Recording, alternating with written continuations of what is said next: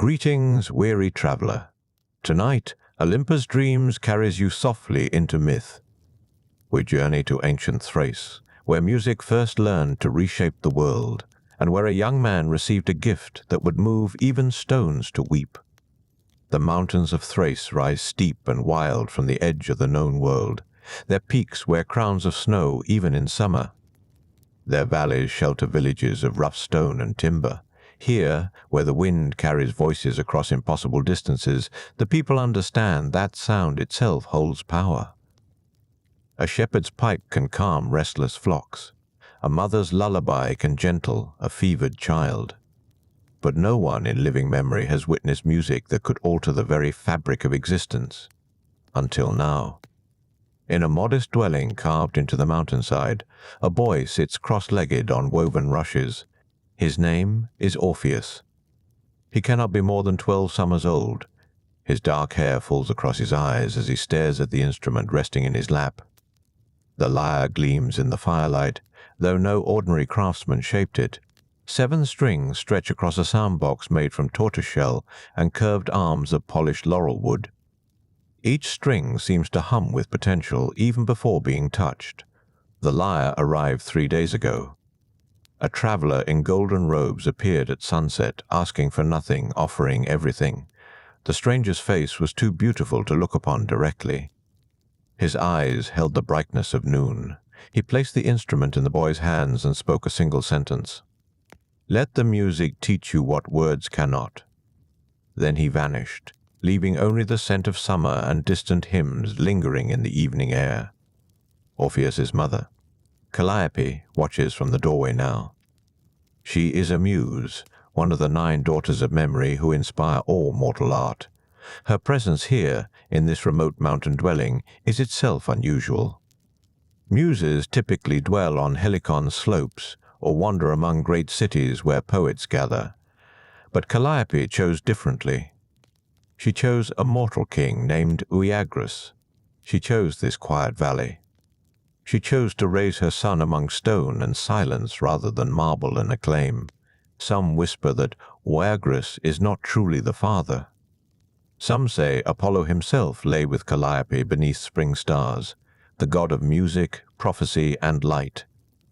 The archer who never misses.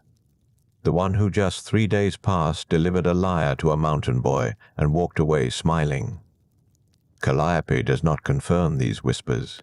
She simply watches her son with eyes that have witnessed empires rise and fall, and waits. Orpheus extends one tentative finger toward the highest string. The moment he makes contact, the note rings out clear and perfect. It fills the small dwelling. It spills through the open doorway. It climbs the mountain slopes like a living thing seeking the sky. Birds fall silent mid-song to listen. A doe drinking from the nearby stream lifts her head, ears forward, eyes wide, in the village below. An old woman stops mid-step, her water jug tilting unnoticed in her grip. Orpheus pulls his hand back as if burned. The note fades slowly, reluctant to die. He looks up at his mother with something like fear brightening his young face. She crosses the room in 3 steps and kneels beside him. Her hand rests gently on his shoulder. "This is your birthright," she says softly. "Do not fear it." "But the note," he begins, "it felt alive." "All true music lives," Calliope answers. "It breathes. It remembers.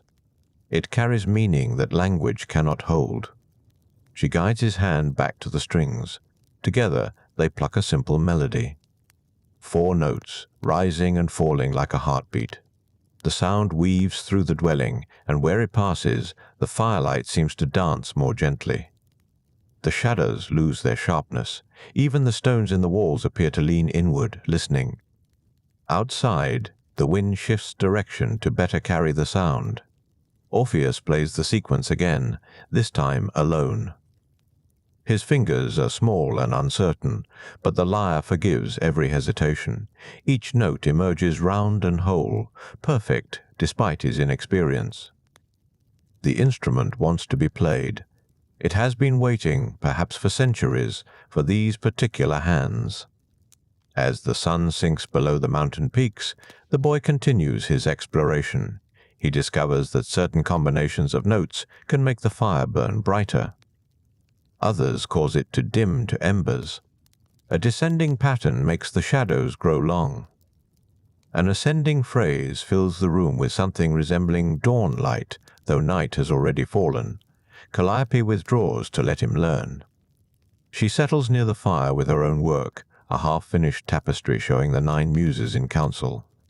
But her attention never strays far from her son. She knows what this gift means. She knows the joy it will bring him. And she knows, with the terrible clarity that comes from being the muse of epic poetry, that great gifts often carry great sorrow in their wake. But that is years away still. Decades, perhaps. For now, there is only a boy and a lyre and the first stumbling steps toward mastery.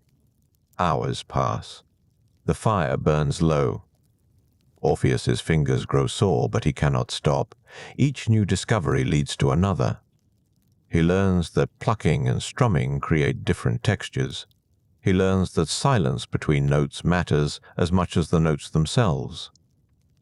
He learns that the lyre responds to intention, that if he wishes to convey sadness, the strings themselves seem to weep.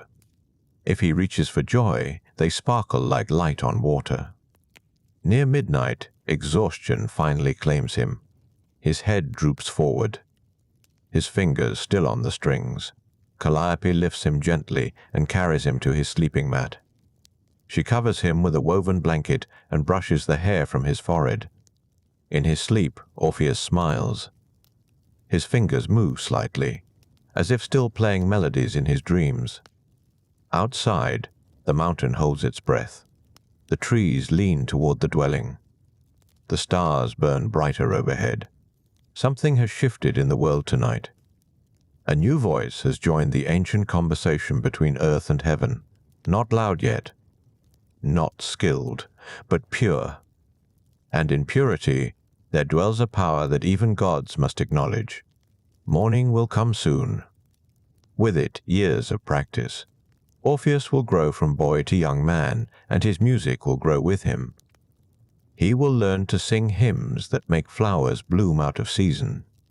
He will compose laments that cause rivers to pause in their flowing. He will become the greatest musician the world has ever known. But that story unfolds slowly, note by note, day by patient day. For now, he sleeps. The lyre rests silent beside him. And somewhere far above, in halls of golden light where gods feast on ambrosia and debate the fates of mortals, Apollo smiles. His gift has found its home. The music has begun. And though the god of prophecy knows exactly how this story ends, he allows himself this moment of simple pleasure. Every masterpiece must have a beginning, tonight. In a mountain dwelling in ancient Thrace, a legend takes its first breath. The days that followed moved with the slow certainty of mountain seasons. Orpheus woke each morning with the lyre's presence filling his awareness before his eyes even opened. He would reach for it the way another child might reach for a beloved toy, but this was not play. This was necessity. Something in his chest pulled him toward the strings as water pulls toward the sea. Calliope watched her son's transformation with quiet attention. She had birthed this boy in starlight, nursed him on verses whispered by the other muses, raised him in a dwelling where poetry lived in the very walls. But now something beyond even her understanding was taking root. The child who had once asked endless questions about meter and rhyme now sat silent for hours, speaking only through sound. His education began without formal declaration. No ceremony marked the start of his training. It simply happened as dawn happens, inevitable and gentle. The muses came one by one, appearing at threshold and hearth as if drawn by invisible threads. Terpsichore arrived first, the muse of dance, her bare feet making no sound on the stone floor. She taught Orpheus rhythm, how notes must move through time like bodies move through space. She clapped patterns that he learned to echo on the strings. Simple at first, 2 beats, 3 beats, 4. Then syncopation, the unexpected pause that makes the heart lean forward in anticipation. Erato followed soon after, the muse of lyric poetry, her presence filling the dwelling with the scent of wild roses, though no flowers bloomed nearby. She showed the boy how words and music intertwine, how a melody can carry meaning that language alone cannot hold. She sang verses in ancient dialects, and Orpheus learned to accompany her, his strings weaving beneath her voice like silver thread through dark cloth. Polyhymnia came on a moonless night, her silence more eloquent than speech. The muse of sacred hymns sat across from Orpheus and gestured for him to play. He did, hesitantly at first. She shook her head. Again she gestured. He played once more, this time with more confidence. Still she shook her head. Only when he closed his eyes and let the music come from somewhere deeper than thought did she finally nod. That was the lesson. The best music flows from a place beyond intention, beyond skill, beyond even desire.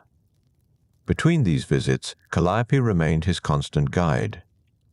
She taught him the old songs, melodies passed down through generations of mountain dwellers, shepherds' tunes meant to calm frightened lambs, harvest hymns that thanked the earth for its abundance, lullabies that could ease fever and nightmares.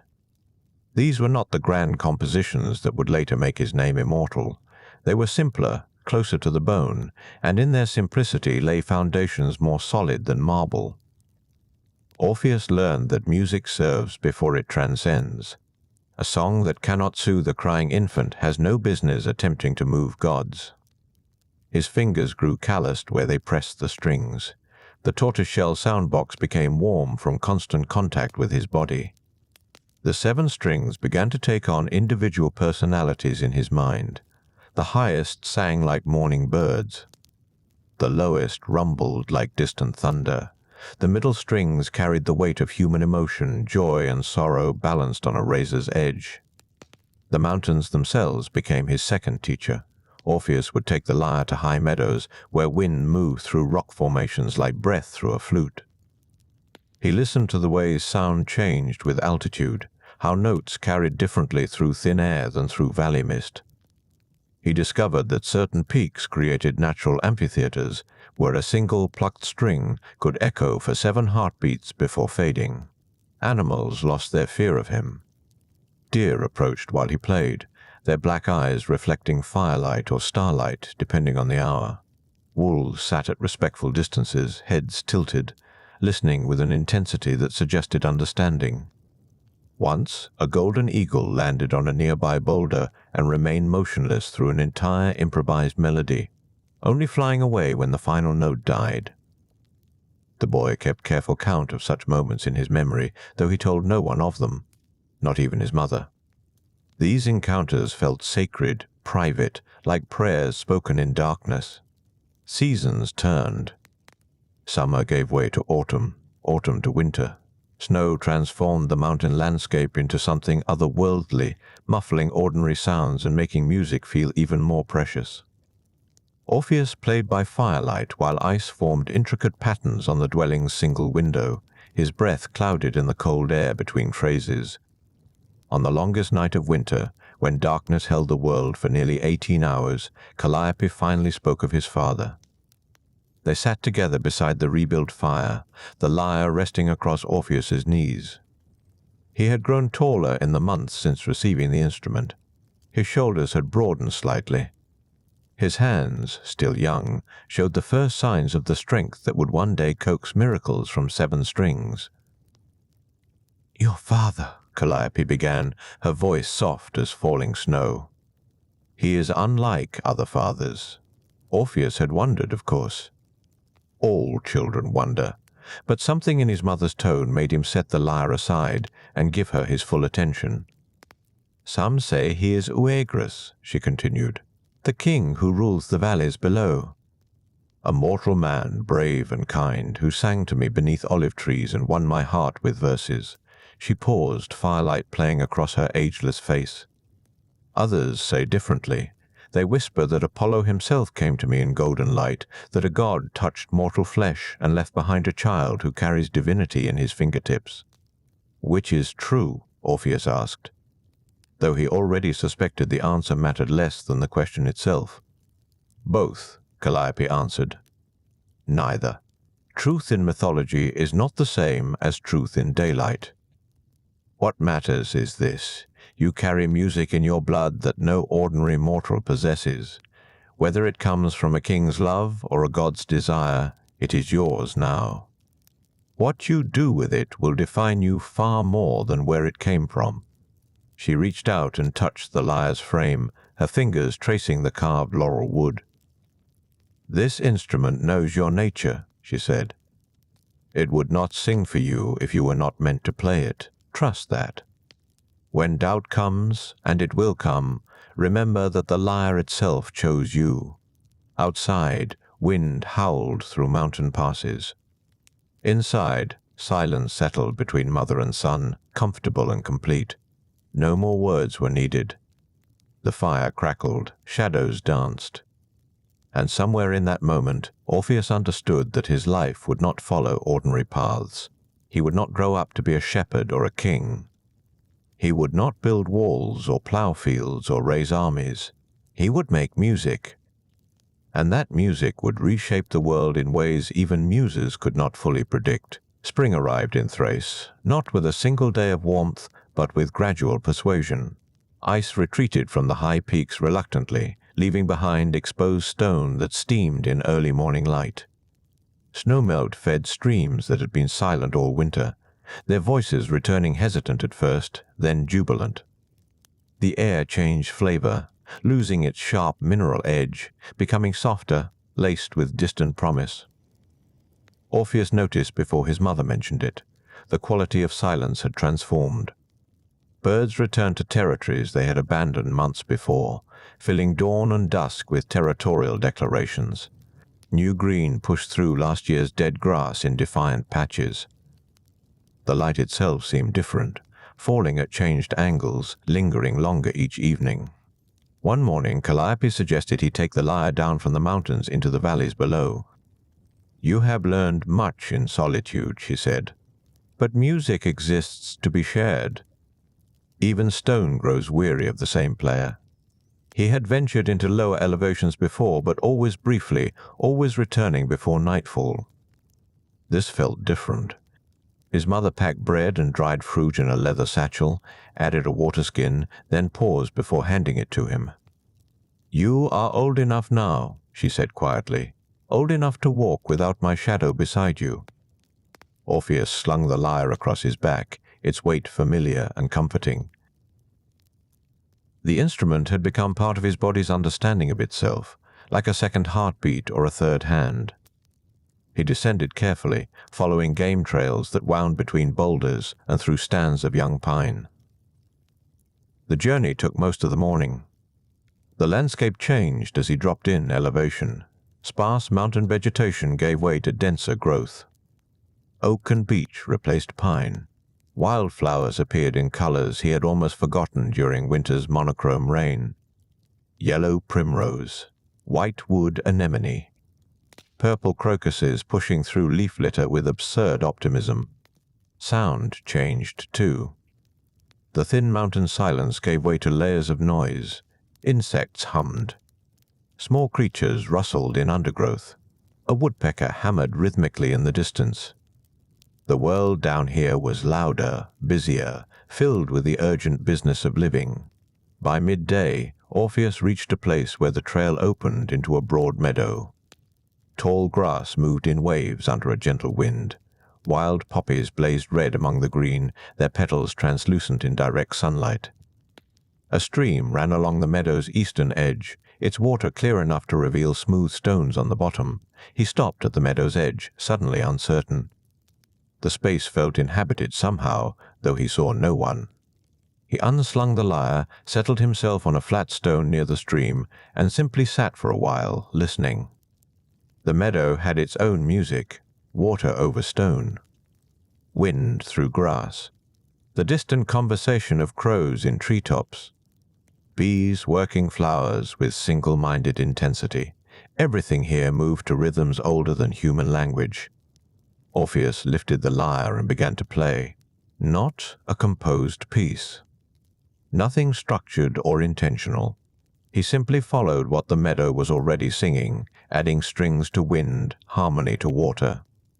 His fingers found patterns that echoed bird calls. His thumb brushed the lowest string in time with his own heartbeat. He did not notice when the nymphs appeared. They came as silently as mist, drawn by something in the music they could not name. Wood nymphs with skin like birch bark and hair tangled with small leaves. Water nymphs who seemed to blur at the edges, half present, half dissolved in streamlight. Dryads who had been trees moments before, now wearing forms almost human, but not quite. They gathered at the meadow's far end, watching. Some sat in the grass. Others stood between trees, barely visible. They made no sound. They simply listened with an attention that felt ancient and patient.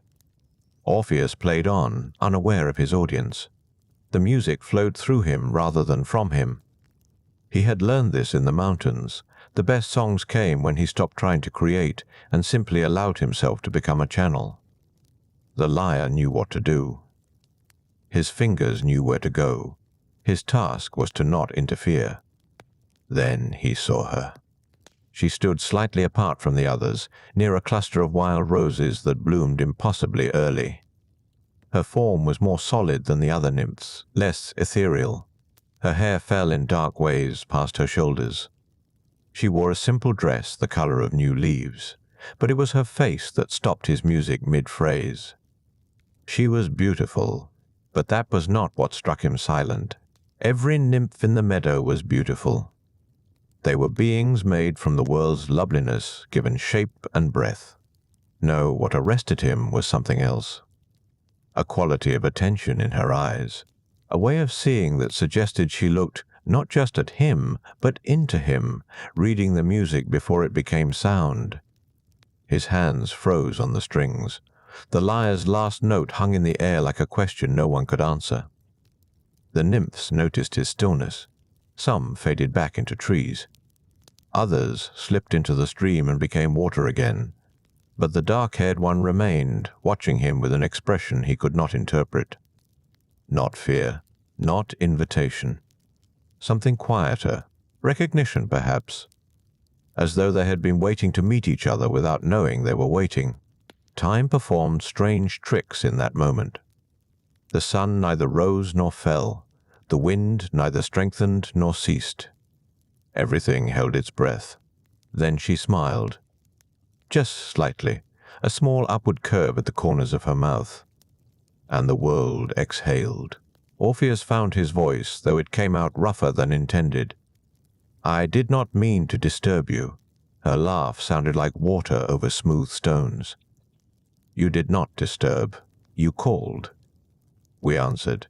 That is how music works. She moved closer, her bare feet making no sound on the grass. The wild roses behind her swayed, though no wind touched them. She stopped a respectful distance away, close enough for conversation, far enough to preserve mystery. I am Eurydice, she said simply. The name settled into his mind like something he had always known but only now remembered. 4 syllables that tasted of honey and summer rain. Orpheus, he answered. Though I suppose you already knew that. I knew there was a musician in the mountains, she said. We all knew. Sometimes your music reaches even here. It travels on wind and water, arriving before dawn or after sunset. We wondered when you would descend.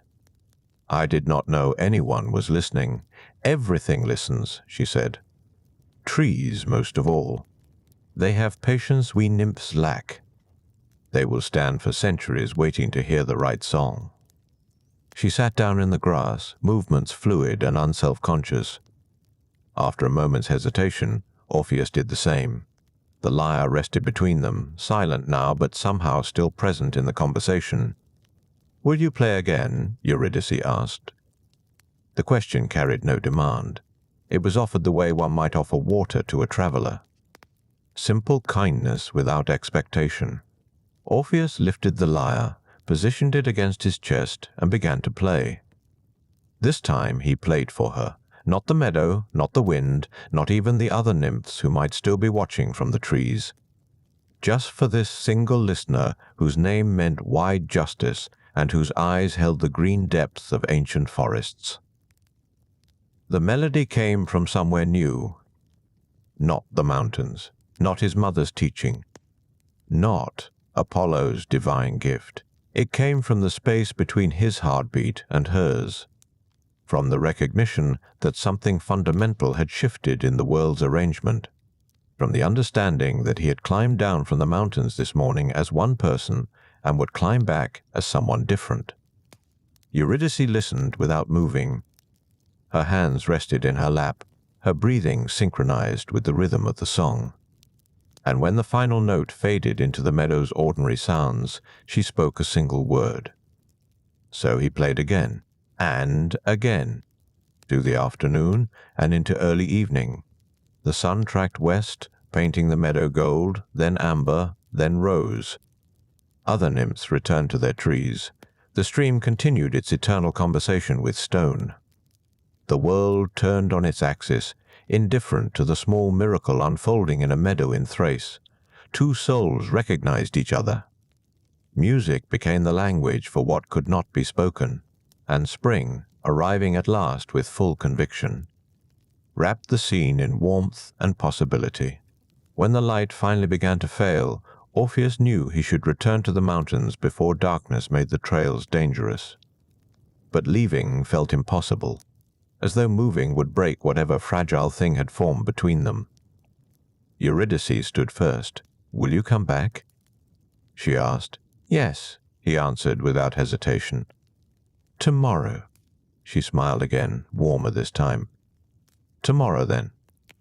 She walked toward the edge of the meadow where trees waited to receive her. At the threshold between grass and forest, she paused and looked back. "Your music is different than the story said." "Oh?" Orpheus asked. "Kinder," she said. Then she stepped between the trees and was gone. He returned the next day as promised, descending the mountain path while dew still clung to the grass and the morning air carried the mineral scent of cold stone. The meadow looked different in this early light, softer. The poppies had not yet opened their petals, waiting for the sun's permission, and the stream ran clearer than he remembered, as though it had spent the night polishing itself against its stones. Eurydice was already there. She sat beneath a beech tree at the meadow's western edge, weaving something from long grasses. Her fingers moved with the practiced ease of someone who had performed the task 1,000 times, yet she looked up immediately when he approached, as though she had been listening for his footsteps. "Good morning," she said. He settled onto the grass nearby, close enough to watch her work, but far enough to allow her space. The lyre he placed carefully beside him, like a third participant in their gathering. "What are you making?" he asked. "Nothing useful," she admitted. "My sisters weave baskets for herbs, crowns for festivals. I weave shapes that please me, and then unravel them when I am finished. It helps me think. What are you thinking about?" "You," she said simply. "Your music." "Why it sounds the way it does?" He had no answer for that. Music had always been less a choice than a necessity, like breathing or sleeping. He played because silence felt like suffocation. "Tell me about the mountains," Eurydice said, her fingers never pausing in their weaving. "What do you do there alone all winter?" So he told her. About the cave where he stayed when storms came. About the ibex that sometimes approached close enough to touch. About mornings when clouds filled the valleys below and he stood above them, feeling like the only living thing in the world. About the way ice formed patterns on the rock face that looked like written language in an alphabet no one could read. She listened the way she had listened to his music, completely, without interruption or judgment. When he finished, she tied off her weaving and held it up. She had made a simple circlet, perfectly round, woven from pale meadow grass. "For you," she said, offering it. He took it carefully. The grass felt cool and slightly damp against his palms. "I did not bring you anything." "You brought music," she said. "That is more than grass." They spent the morning by the stream. Orpheus played while Eurydice waded in the shallow water, her dress tucked up around her knees, searching for smooth stones that caught the light in interesting ways. She built small cairns along the bank, balancing the stones with impossible precision, then knocked them down and started over. When the sun reached its highest point, she emerged from the water and sat beside him, her feet still bare and damp. "Play something you have never played before," she requested. He considered this. "How will I know what I have never played?" "You will know," she said. "Music remembers itself." So he closed his eyes and let his fingers find their own way across the strings. The melody that emerged was slow and winding, like a path through unfamiliar forest. It had no particular shape or destination. It simply moved forward, discovering itself note by note. When he opened his eyes, Eurydice was crying. He stopped immediately, alarmed. "I am sorry. I did not mean to." "No," she said, wiping her eyes with the back of her hand. "Do not apologize. That was beautiful. Sometimes beauty requires tears. We do not cry enough in this world." She stood and held out her hand. "Come. I want to show you something." He took her hand. Her palm felt surprisingly warm against his, and her grip was stronger than he expected. She led him across the meadow toward the northern edge where the forest grew dense and old. They walked between trees whose trunks were wider than a man could encircle with both arms, through ferns that brushed against their knees, over ground soft with centuries of fallen needles. After some time, they reached a clearing he had not seen before. In its center stood a single apple tree, gnarled and ancient, covered in white blossoms despite the earliness of the season. The air around it smelled of honey and something older, something that made his skin prickle with recognition he could not name. "This is my place," Eurydice said quietly. "I come here when the other nymphs grow too loud, when I need to remember who I am beneath what they expect me to be." She sat beneath the tree, leaning against its trunk. Orpheus sat across from her, the blossoms falling occasionally between them like snow. "Why did you show me this?" he asked. "Because you showed me your mountains," she said. "Because fair exchange is the oldest law." "Because I wanted you to see where I go when I am lonely." "You are lonely?" She plucked a blade of grass and split it lengthwise with her thumbnail. "Sometimes." "Are you?" "Always," he admitted. "Until yesterday." Something changed in her expression. Not surprise exactly, more like confirmation of something she had already suspected. They stayed there until late afternoon, talking about things that mattered and things that did not. She told him about her sisters, the other nymphs who danced and sang and never seemed troubled by the questions that kept her awake at night. He told her about his mother, the muse Calliope, whose expectations weighed heavier than any mountain stone. They discovered they both preferred rain to sun, autumn to spring, silence to unnecessary noise. When shadows began to lengthen, they walked back to the meadow together. At the edge of the trees, where grass met forest floor, she stopped. "Tomorrow?" she asked. "Tomorrow," he agreed, but this time neither of them left immediately. They stood in that threshold space, neither meadow nor forest, while the light dimmed and the first stars appeared overhead. The evening air had grown cool, carrying the scent of wild thyme and distant water. Orpheus wanted to say something important, something that matched the weight of what he felt building between them. But words seemed inadequate, clumsy things compared to music. Eurydice solved the problem by stepping forward and placing one hand against his chest, just over his heart. "I can feel it," she said. "What?" "The music. Even when you are not playing. It lives in you like birds live in trees." Her hand was warm through his shirt. He covered it with his own, holding it there. "It is quieter when you are near," he said. "Less urgent." as though it has finally found what it was looking for. She smiled, and in that smile he saw his entire future. Not in details or certainty, but in feeling, in the bone-deep knowledge that whatever came next, it would unfold with her beside him. "Good night, Orpheus," she said softly. "Good night, Eurydice." She slipped away into the forest, leaving him standing alone at the edge of the meadow. He watched until he could no longer distinguish her form from the shadows, then turned and began the long walk back to the mountains. But the path felt different now. Lighter, as though the stone itself approved of where he had been and who he had found there. Above him, the stars wheeled slowly through their ancient patterns. The same stars his mother had named for him as a child. The same stars that had witnessed every love story ever lived and lost and remembered. He climbed through the darkness, the grass circlet still in his hand. And for the first time in his life, the silence did not feel like loneliness. It felt like the pause between one song ending and another beginning. The days that followed bloomed like flowers opening to sunlight. Each morning, Orpheus descended from his mountain cave, lyre slung across his back, and found Eurydice waiting in the meadow where they had first met. She was always there before him, as though she rose with the dawn itself, and he wondered sometimes if she slept at all, or if nymphs required less rest than mortals and gods alike.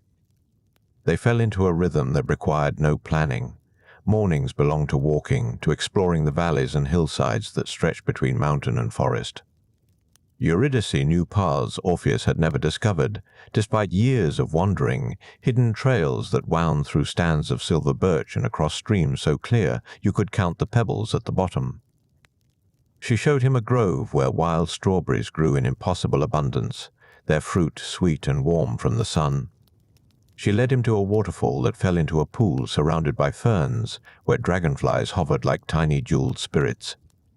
She knew the names of plants he had only seen in passing, could identify birds by their songs before they appeared, understood the language of the wind through different kinds of leaves. In return, he played for her. Not performances exactly, but soundtracks to their days. Music that matched the rhythm of their footsteps, that echoed the laughter in her voice, that translated the afternoon light into something you could almost touch. His lyre had never sounded better, and he suspected it was not his skill that had improved, but rather his understanding of what music was actually for. One morning, they climbed to a high ridge where the world seemed to spread out endlessly in all directions. Below them, the valley lay wrapped in mist that would burn away by midday. Above, the sky stretched pale and infinite.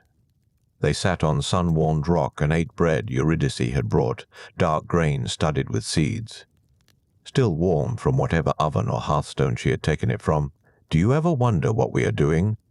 she asked suddenly. Orpheus considered the question.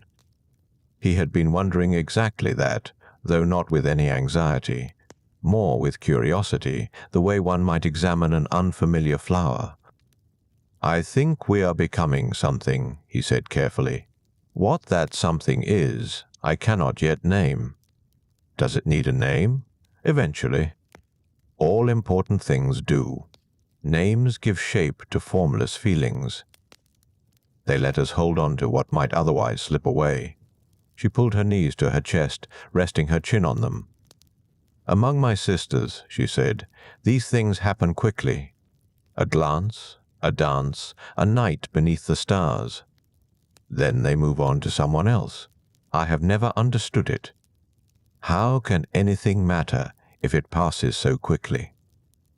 "Perhaps it matters because it passes," Orpheus suggested. "Perhaps urgency is its own kind of meaning." But she shook her head. "No, I think lasting things matter more.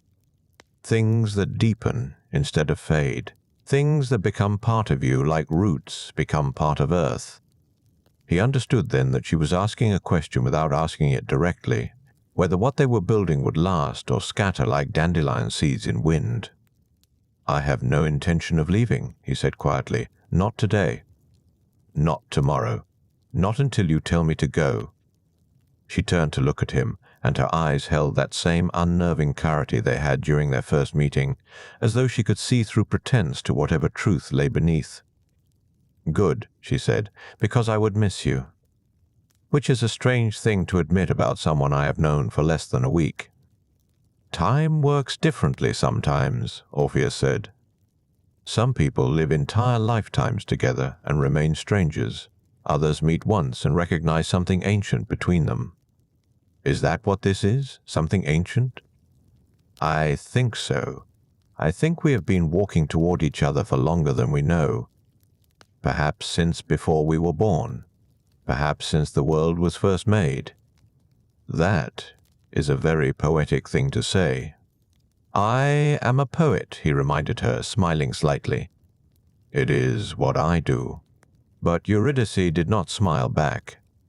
She looked serious, almost troubled. "Promise me something," she said. "Anything. Do not write songs about me. Not yet.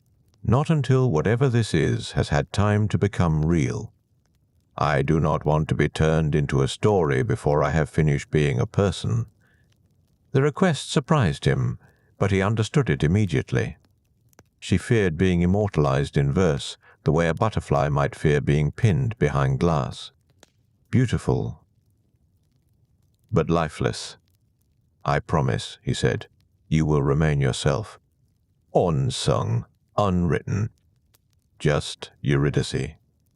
She seemed to relax then, the tension leaving her shoulders. They sat together on the ridge until the mist had burned away completely and the valley below revealed itself in full detail. Fields and forests, rivers like silver threads, distant villages too small to name. Later, in the weeks that followed, they began to speak of futures. Not with certainty or formal planning, but in the careful hypothetical way people use when testing how words sound aloud. What it might be like to build a home together, where such a home might stand, whether it would need to be near other people or could exist in blessed solitude with only mountains and forests as neighbors. Eurydice wanted a garden. Orpheus wanted a room with good acoustics where sound would not escape through cracks in the walls. They both wanted windows facing east to catch the morning light, and a hearth large enough to sit beside on winter evenings when the world outside turned cold and white.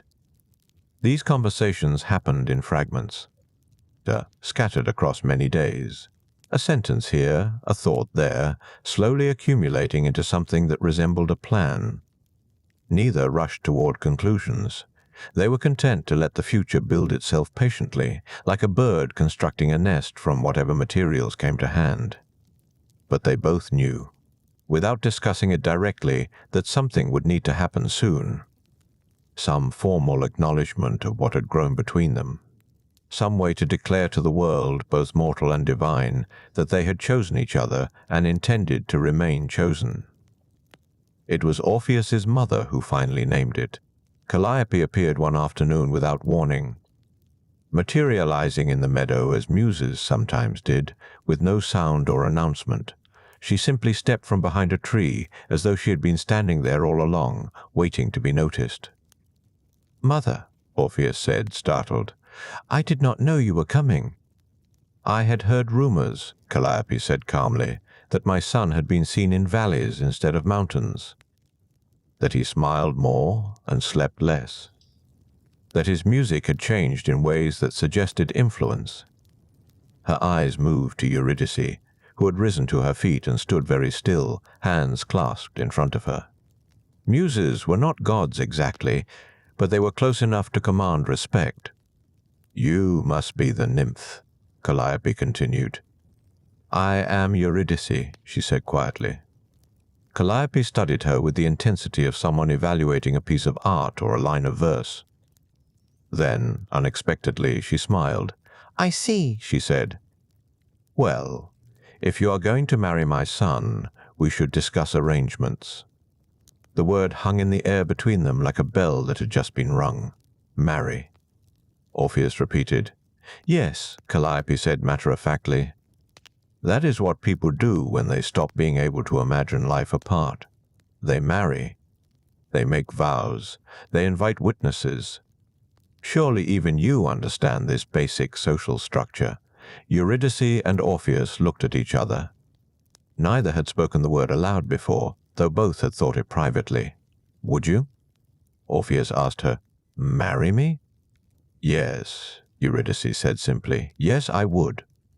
Calliope nodded as though this confirmed something she already knew. "Excellent. Then let us begin planning. These things require attention to detail. And so, in a meadow filled with afternoon light, with a muse as their witness, and wild poppies swaying in the breeze, the decision was made. They would marry at summer's height, when the world was. The wedding preparations unfolded slowly, like petals opening to sunlight. There was no rush, no urgency. Summer's height remained weeks away, and both Orpheus and Eurydice preferred the anticipation to speed. They moved through their days with a quiet contentment that felt almost sacred, as though haste might somehow break the spell. Calliope returned to wherever muses went when not meddling in mortal affairs, leaving behind only practical instructions about guest lists and ceremonial requirements. Orpheus largely ignored these. He was a musician, not an administrator, and the thought of formal planning made his fingers itch for his lyre instead. Eurydice, for her part, seemed unbothered by details.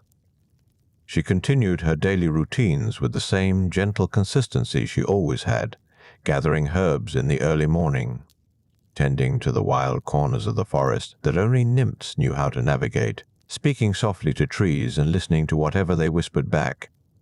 The other wood nymphs, when they learned of the coming marriage, responded with various degrees of enthusiasm.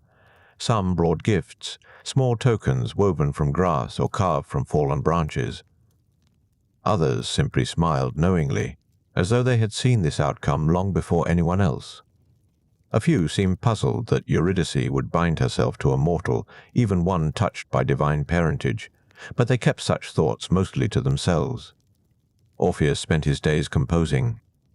Not songs about Eurydice, he had promised to avoid that, but music that somehow contained her presence anyway. Melodies that moved like wind through leaves. Rhythms that echoed the cadence of her footsteps on forest paths. He did not name these pieces, did not dedicate them publicly, but anyone who heard them understood what they meant. The lyre itself seemed pleased with this new direction. Its strings resonated with unusual warmth, as though the instrument approved of love as a source of inspiration. Sometimes, when Orpheus played in the late afternoon, birds would gather in branches overhead, tilting their small heads to listen. Deer would emerge from the undergrowth and stand motionless, eyes wide and dark. Even the wind would quiet itself, pausing its restless movement to hear what came next. They had chosen the meadow for the ceremony. The same meadow where they first met, where wild poppies grew in abundance, and the grass remained soft underfoot even in high summer. It seemed right, somehow, to return to the beginning, to mark the end of one story and the start of another in the same place where everything had shifted. Orpheus walked the meadow's perimeter one morning, alone, examining it with fresh attention. He noticed things he had overlooked before. The way light collected in certain corners at specific times of day. The pattern of wildflowers, how they clustered in some areas and avoided others. A large, flat stone near the meadow's center that might serve as a natural altar if cleared of moss and debris. He crouched beside the stone, running his fingers across its weathered surface. It was old, far older than any human structure.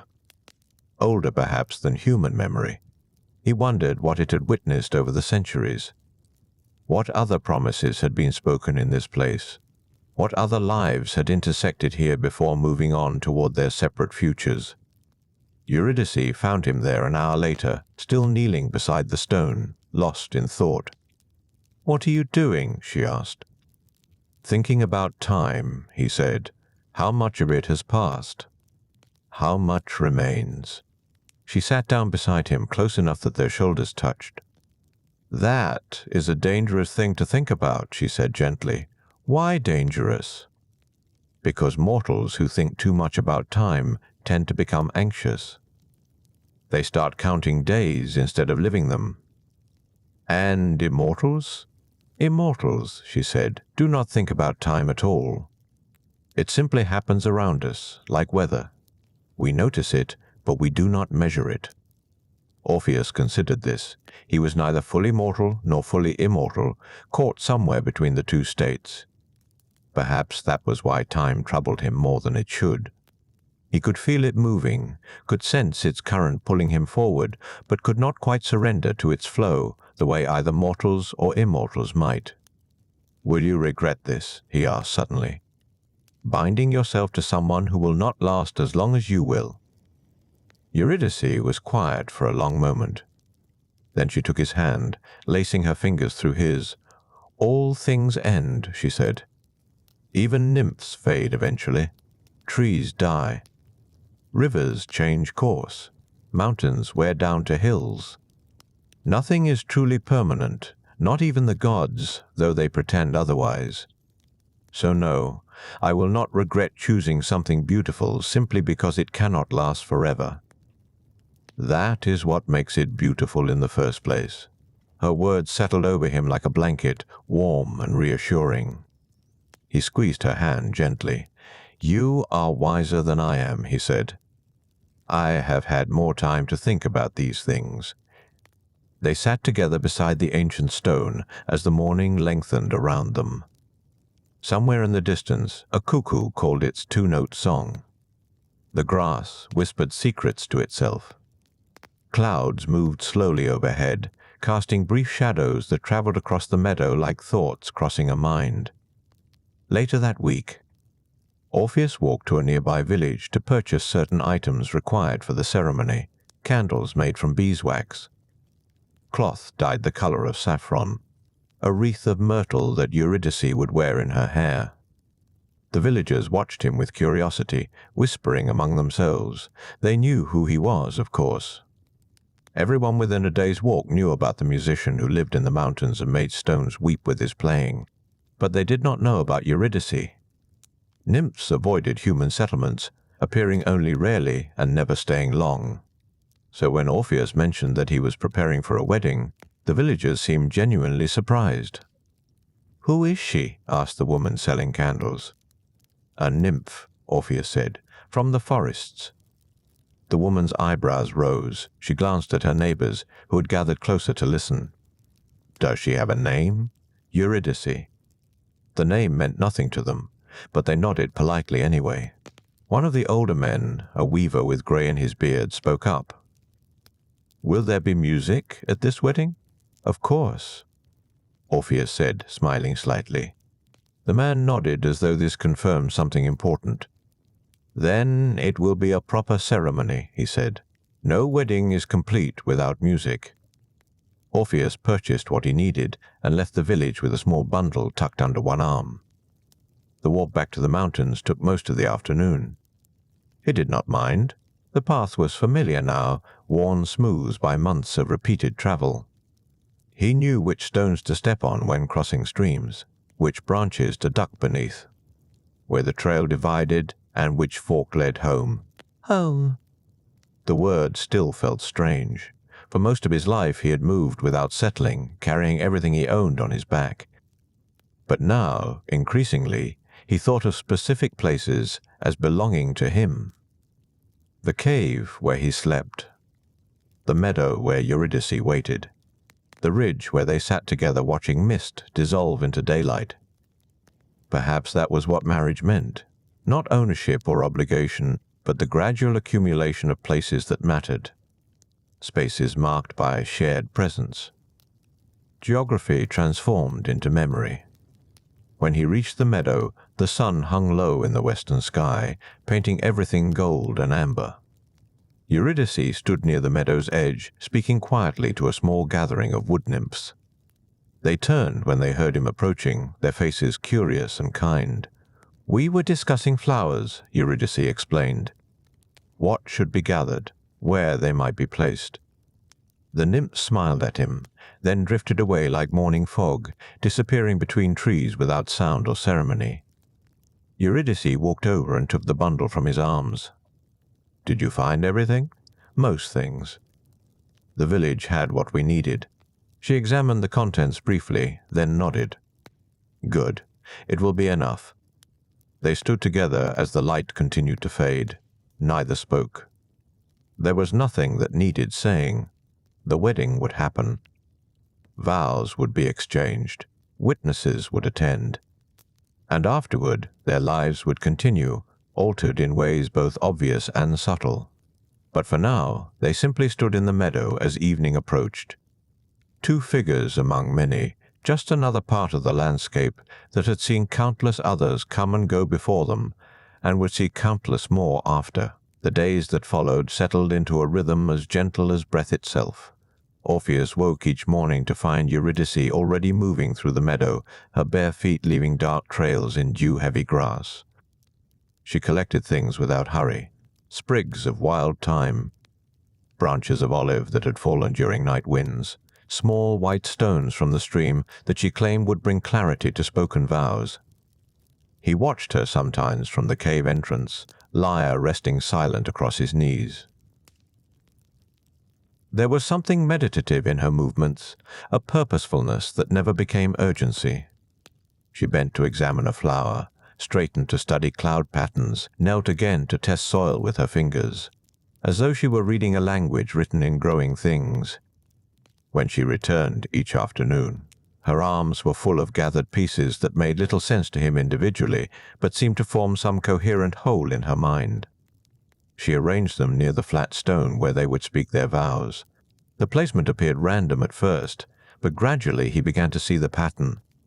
Flowers that opened at dawn positioned eastward, night-blooming herbs facing west, stones marking the four directions, each chosen for some quality only she could perceive.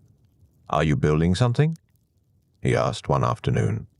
Eurydice looked up from where she knelt, weaving long grasses into a loose circle. "Creating space," she said. "A marriage is not just two people. It is everything around them as well. The ground beneath, the sky above, the air between, all of it bears witness." He played for her then, softly, letting the music drift across the meadow like pollen on wind. The melody had no fixed structure. It followed her movements, rising when she stood, falling when she knelt, pausing when she paused. His fingers found notes that matched the rhythm of grass, weaving, the gentle pressure of her hands against earth. The quiet satisfaction in her face when something was placed exactly right. A fox emerged from the tree line and sat watching. Then another. Then 3 deer who stood so still they might have been carved from wood. Birds gathered overhead in unusual numbers, their songs falling silent, as though Orpheus's music made their own irrelevant. Eurydice smiled, but did not look up from her work. "They always come when you play," she said. "Did you know that?" "I had noticed. Does it feel strange? Being listened to by everything?" He considered this. "No," he said finally. "It feels like the world is finally paying attention to what it should have heard all along." She tied off the grass circle and set it aside. "What is that?" "The truth," he said, "or arrogance. Sometimes those are hard to tell apart." She laughed, and the sound made 2 of the deer startle slightly before settling again. The wood nymphs returned periodically, always in the late afternoon when shadows grew long and the air cooled. They brought offerings that made sense only to those who understood forest logic. Acorns that had fallen during last night's wind, feathers from birds that never landed, lengths of vine that had grown in perfect spirals without guidance or training. Eurydice accepted each gift with quiet gratitude, examining them carefully before adding them to her growing collection. The nymphs rarely spoke, but when they did, their words carried the strange grammar of creatures who experience time differently than mortals. One older nymph, her skin textured like birch bark, touched Eurydice's shoulder gently. "You are certain?" "Quo?" she asked. "I am. There will be no returning to what was before. I know." The nymph nodded slowly, as though confirming something she had already suspected. "Then let it be beautiful," she said. "That is all any of us can ask." After they left, Orpheus asked what the nymph had meant about not returning. Eurydice was quiet for several heartbeats. "Marriage changes things," she said. "For mortals and immortals alike. Once you have stood before witnesses and spoken certain words, you are different. Not worse or better, just different. The person you were before that moment cannot be recovered. Does that frighten you?" She looked at him directly, her eyes holding the same calm they always held. "No," she said. Change frightens people who believe they can remain fixed. But nothing stays still. Everything moves. Trees grow or die. Rivers deepen their channels. Mountains erode. I would rather change alongside someone I love than stand alone trying to remain the same. When he took her hand, it was cool from handling stones and grass. Her pulse beat steadily beneath his thumb. "I will try to be worth it," he said. "You already are," she replied. "That is not the question. The question is whether we can be patient with each other when things become difficult. Because they will. Eventually." He understood what she was not saying. His music demanded solitude at times. Her nature required long periods in forest depths where sound did not travel well. They would need to learn how to hold together while also holding space for themselves. "We will find our way," he said. "Yes," she agreed. "We will." 3 days before the ceremony, a summer storm rolled across the mountains. It arrived without much warning, turning the sky gray-green and sending wind that flattened grass against earth. Rain fell in sheets, cold and relentless, washing away the careful arrangements Eurydice had built near the ancient stone. Orpheus found her standing in the downpour. Soaked through, watching as the grass circle she had woven disintegrated in flowing water. He expected grief or frustration. Instead, she simply stood with her face tilted upward, letting rain run down her neck and shoulders. "It is gone," he said, stating the obvious. "It was always temporary," she replied. "Everything is." "Should we rebuild?" She shook her head slowly. "No. We will start again when the storm passes. This is part of it too, the washing away. The clearing of ground. Old patterns removed so new ones can form." He stood beside her in the rain, both of them thoroughly drenched, watching water pool in low places and carve new channels through disturbed soil. The storm lasted until nightfall. When it finally passed, the meadow looked different, cleaner somehow, stripped down to essential shapes. That night, they sat in the cave entrance watching stars emerge between departing clouds. The air smelled of wet earth and lightning-scorched pine. Somewhere distant, an owl called its hollow question into darkness. "Tomorrow," Eurydice said quietly, "we will begin again." And they did. She rose before dawn and moved through the meadow, gathering what remained and adding new elements. This time, Orpheus helped, following her instructions about placement and direction. They worked in comfortable silence, rebuilding what weather had claimed, creating something both familiar and new. By evening, the space near the ancient stone held its sacred quality once more. Different from before, but no less meaningful. Perhaps more so, having survived its first dissolution and rebuilding. 2 days now until vows would be spoken.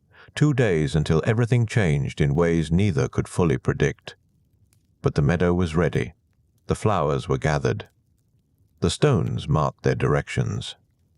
And somewhere overhead, stars wheeled slowly through their appointed paths, indifferent and eternal. The morning came gently, as if reluctant to disturb the stillness that had settled over the meadow.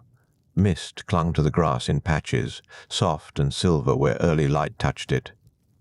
Orpheus woke before Eurydice, which was unusual. She typically rose with the first hint of dawn, moving through the cave entrance like a whisper, leaving him to surface from dreams at his own pace.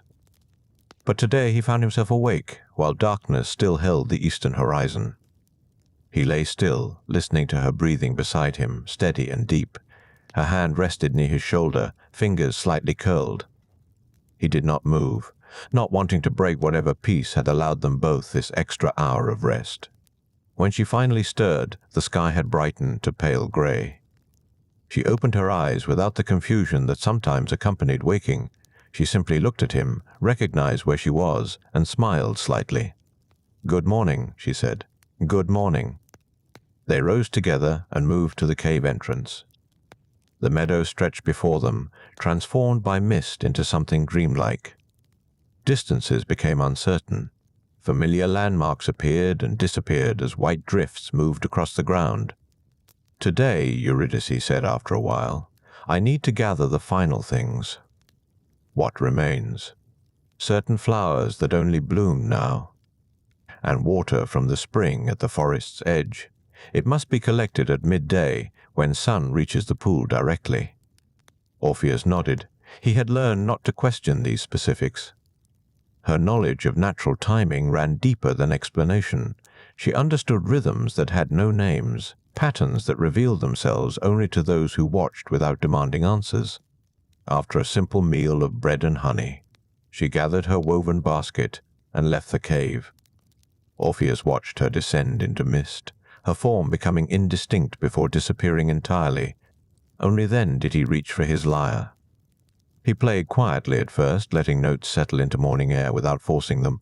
The music drifted across grass, touched stones, climbed into trees that stood like patient witnesses around the meadow's edges. Birds remained silent while he played. This had become their habit. They would wait until his music paused, then offer their own songs in response. The melody he shaped had no particular story. It simply moved, following its own logic, finding resolution in unexpected places. His fingers knew the strings now without thought. The lyre had become extension rather than instrument. When he played, the boundary between himself and the music blurred until he could not say where one ended and the other began. Hours passed this way. The mist burned off gradually, revealing the meadow's true dimensions. The ancient stone stood solid and dark where Eurydice had built the sacred space. Flowers they had gathered yesterday remained fresh, their colors vivid against weathered rock. Near midday, he set the lyre aside and walked down into the meadow. The grass had dried in morning warmth, though dampness still lingered in shadowed places. He moved slowly, examining details he might otherwise have missed, small mushrooms growing in a perfect circle. A spider's web strung between grass stems, each strand carrying tiny water droplets. A shed snakeskin, translucent and complete, draped over a fallen branch. Everything felt significant somehow, as if the world was offering gifts he needed to notice. He gathered nothing, simply observed, letting his eyes rest on shapes and textures that had always been present, but now seemed newly visible. Eurydice returned as afternoon began its slow descent toward evening. Her basket held flowers he did not recognize. Pale blooms with petals that seemed to catch light differently than ordinary blossoms. She also carried a clay vessel sealed with wax, presumably holding the spring water she had mentioned. She set these beside the other gathered materials near the cave entrance, then came to sit beside him. They did not speak immediately. The silence felt comfortable, necessary even. Two people who had learned when words helped and when they simply cluttered the space between understanding. Eventually, she said, "Everything is ready now." He turned to look at her. "Are you nervous?" She considered the question carefully, as she always did. "Not nervous," she said, "but aware. Tomorrow we speak words that cannot be unspoken. We make promises that will shape everything that follows. That awareness is not nervousness. It is simply recognition of weight." He understood. The ceremony would be simple. No grand celebration, no crowds of witnesses beyond the wood nymphs who would gather naturally. Just two people standing before the ancient stone, speaking vows they had written themselves, marking the moment when their lives became fully joined. But simplicity did not mean insignificance. Sometimes the quietest moments carried the greatest force. "What will you say?" he asked. "Tomorrow, I mean." "When it is time." Eurydice smiled slightly. You will hear when I speak it. He accepted this. Some things were meant to remain unshared until their proper moment. The vows would be new when spoken, fresh and unrehearsed. That was important somehow, as if advanced knowledge would diminish their power. They spent the remaining daylight hours making final small preparations. Eurydice arranged the unusual flowers she had gathered, placing them in specific relation to the other elements. Orpheus cleaned and polished his lyre, checking each string's tension, ensuring everything sat balanced and ready. As evening approached, they stood together near the sacred space one final time. The ancient stone seemed darker in fading light, its surface holding shadows that gave it depth and presence. The flowers glowed softly. The directional offerings remained undisturbed. "Tomorrow," Orpheus said quietly. "Tomorrow," Eurydice agreed. They returned to the cave as full dark settled across the meadow. Stars emerged overhead, bright and distant, the same stars that had watched everything that came before, the same stars that would watch everything yet to come. Inside, they prepared for sleep without ceremony. They had shared this space long enough that routines had developed naturally. She arranged blankets while he banked the small fire. They lay down together as they always did, her back against his chest, his arm across her shoulders. But tonight felt different. Weighted with anticipation, charged with the knowledge that when next they woke, the day would carry them toward transformation. "Are you afraid?" she asked into darkness. "No," he said. "Are you?" "No." "Then we are ready." "Yes," she said, "we are." Sleep came slowly for both of them, not from anxiety, but from awareness. They lay listening to night sounds, wind moving through trees, distant water flowing over stones, their own breathing gradually synchronizing until they moved as one rhythm. And eventually, somewhere in the small hours before dawn, sleep found them both. They dreamed without remembering their dreams, suspended in the last night before everything changed. Held in darkness that was neither threatening nor empty, simply the quiet space between one chapter's ending and another's beginning. The dawn arrived without announcement, simply replacing darkness with gradual gray light that seeped through the cave opening like water through cloth.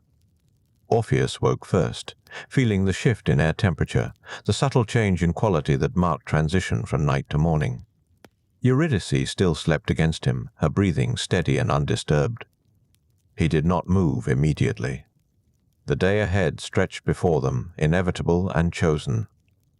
The wedding ceremony would happen when sun reached its highest point, according to tradition. Until then, time remained their own. Eventually she stirred, turning slightly in his arms. Her eyes opened without confusion, already clear and present. "We should begin," she said quietly. They rose and went about preparations with deliberate calm. Eurydice washed in water from the clay vessel, the spring water she had carried back yesterday. She dressed in simple white cloth that caught morning light, her hair left unbound as custom required. No ornament except a circlet woven from young willow branches, flexible and pale green. Orpheus bathed in the stream that ran through Lower Meadow, the cold water shocking him fully awake. He wore clean robes dyed deep blue, the color of evening sky before full dark arrived. His only adornment was the lyre itself, which he would carry throughout the ceremony. By mid-morning, others began to arrive. Wood nymphs emerged from forest edges, moving with the fluid grace of creatures born from living trees. Dryads whose skin held faint patterns like bark, whose hair fell in shades of leaf and moss. They came bearing small gifts, woven grass bracelets, polished stones, clusters of wild berries still on the branch. The nymphs spoke little, communicating through gesture and glance.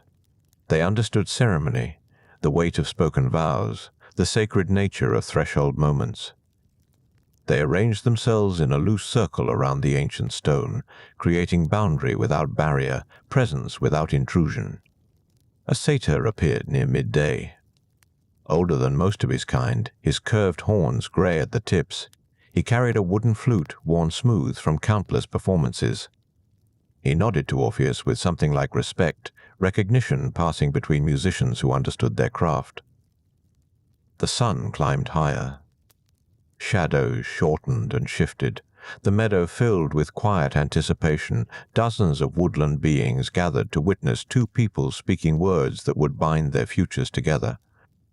When sun reached its zenith, standing directly overhead without casting shadow, Eurydice and Orpheus walked together toward the ancient stone.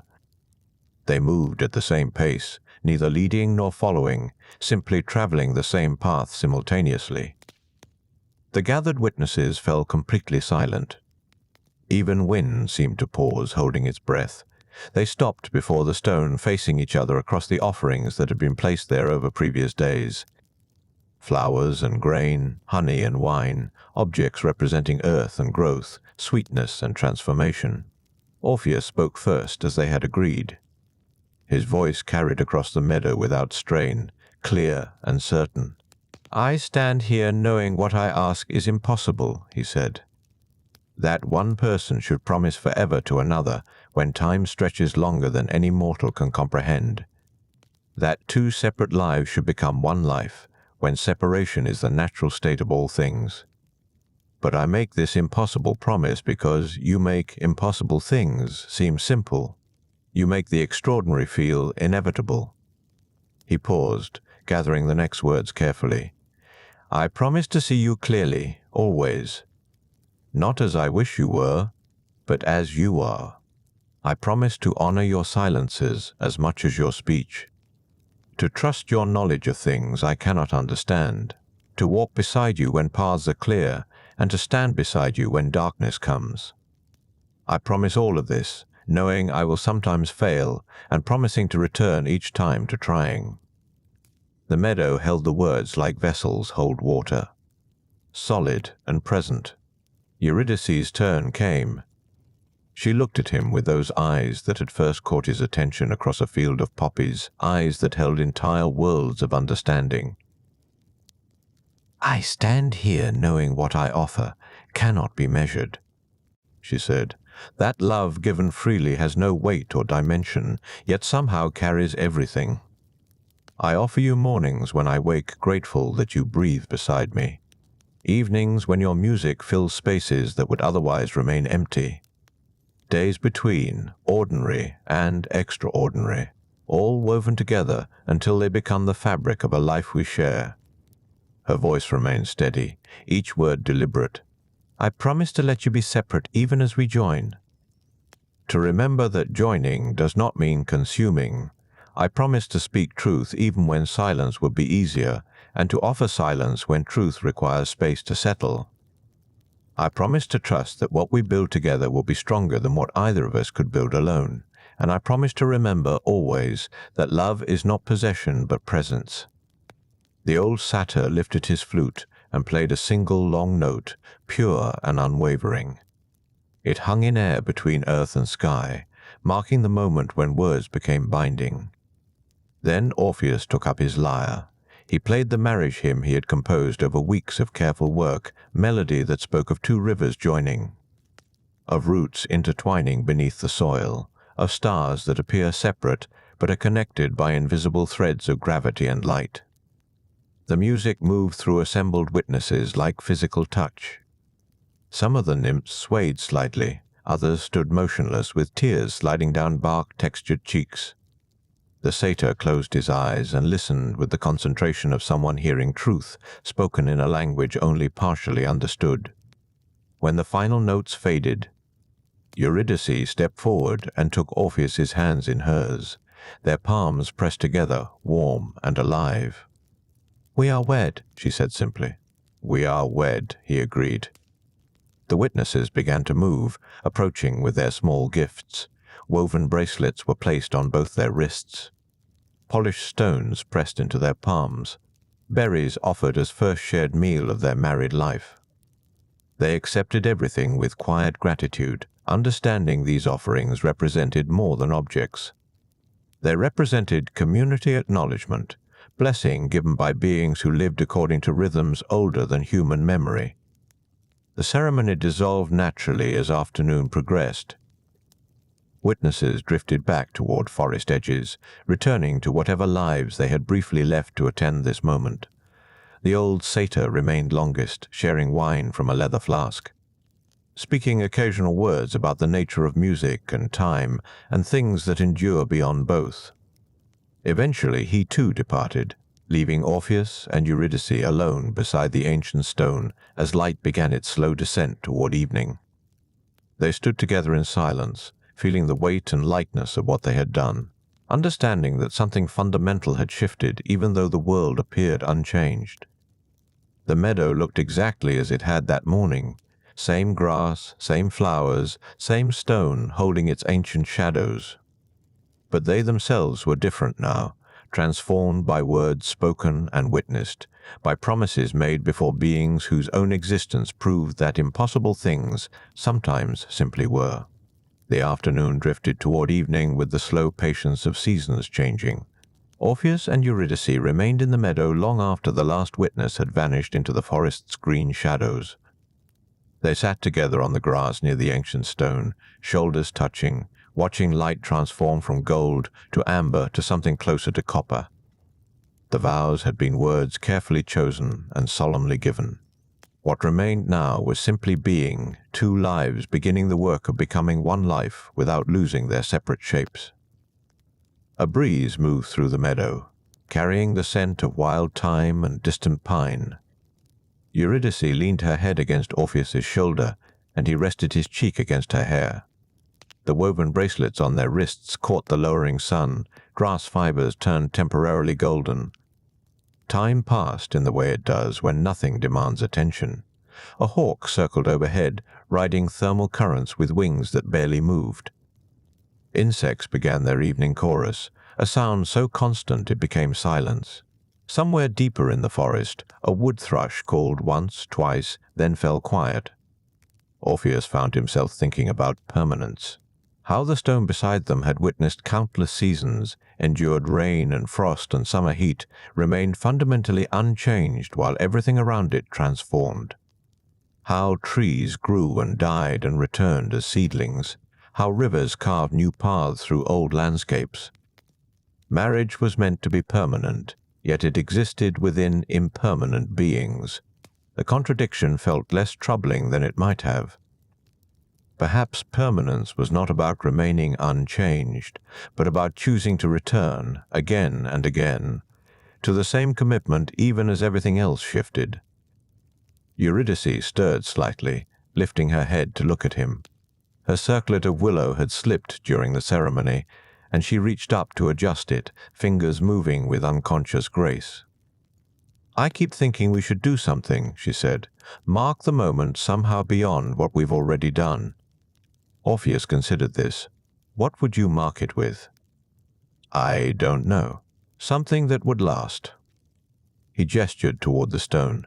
"This has lasted, but we don't know what marked its beginning. Perhaps the marking isn't what matters. Perhaps what matters is simply that it happened, whether anything remains to prove it or not." Eurydice smiled, a quiet expression that reached her eyes. "You're right, of course. Though I suppose the music you played will last. At least in memory, if nowhere else. Memory is its own kind of permanence," Orpheus agreed. "Stories told by those who were here. Notes that might be played again by someone who learned them." The light continued its slow departure.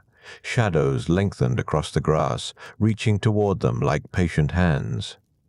The meadow began its transformation into the territory of evening, that liminal time when day creatures retreat and night creatures have not yet emerged.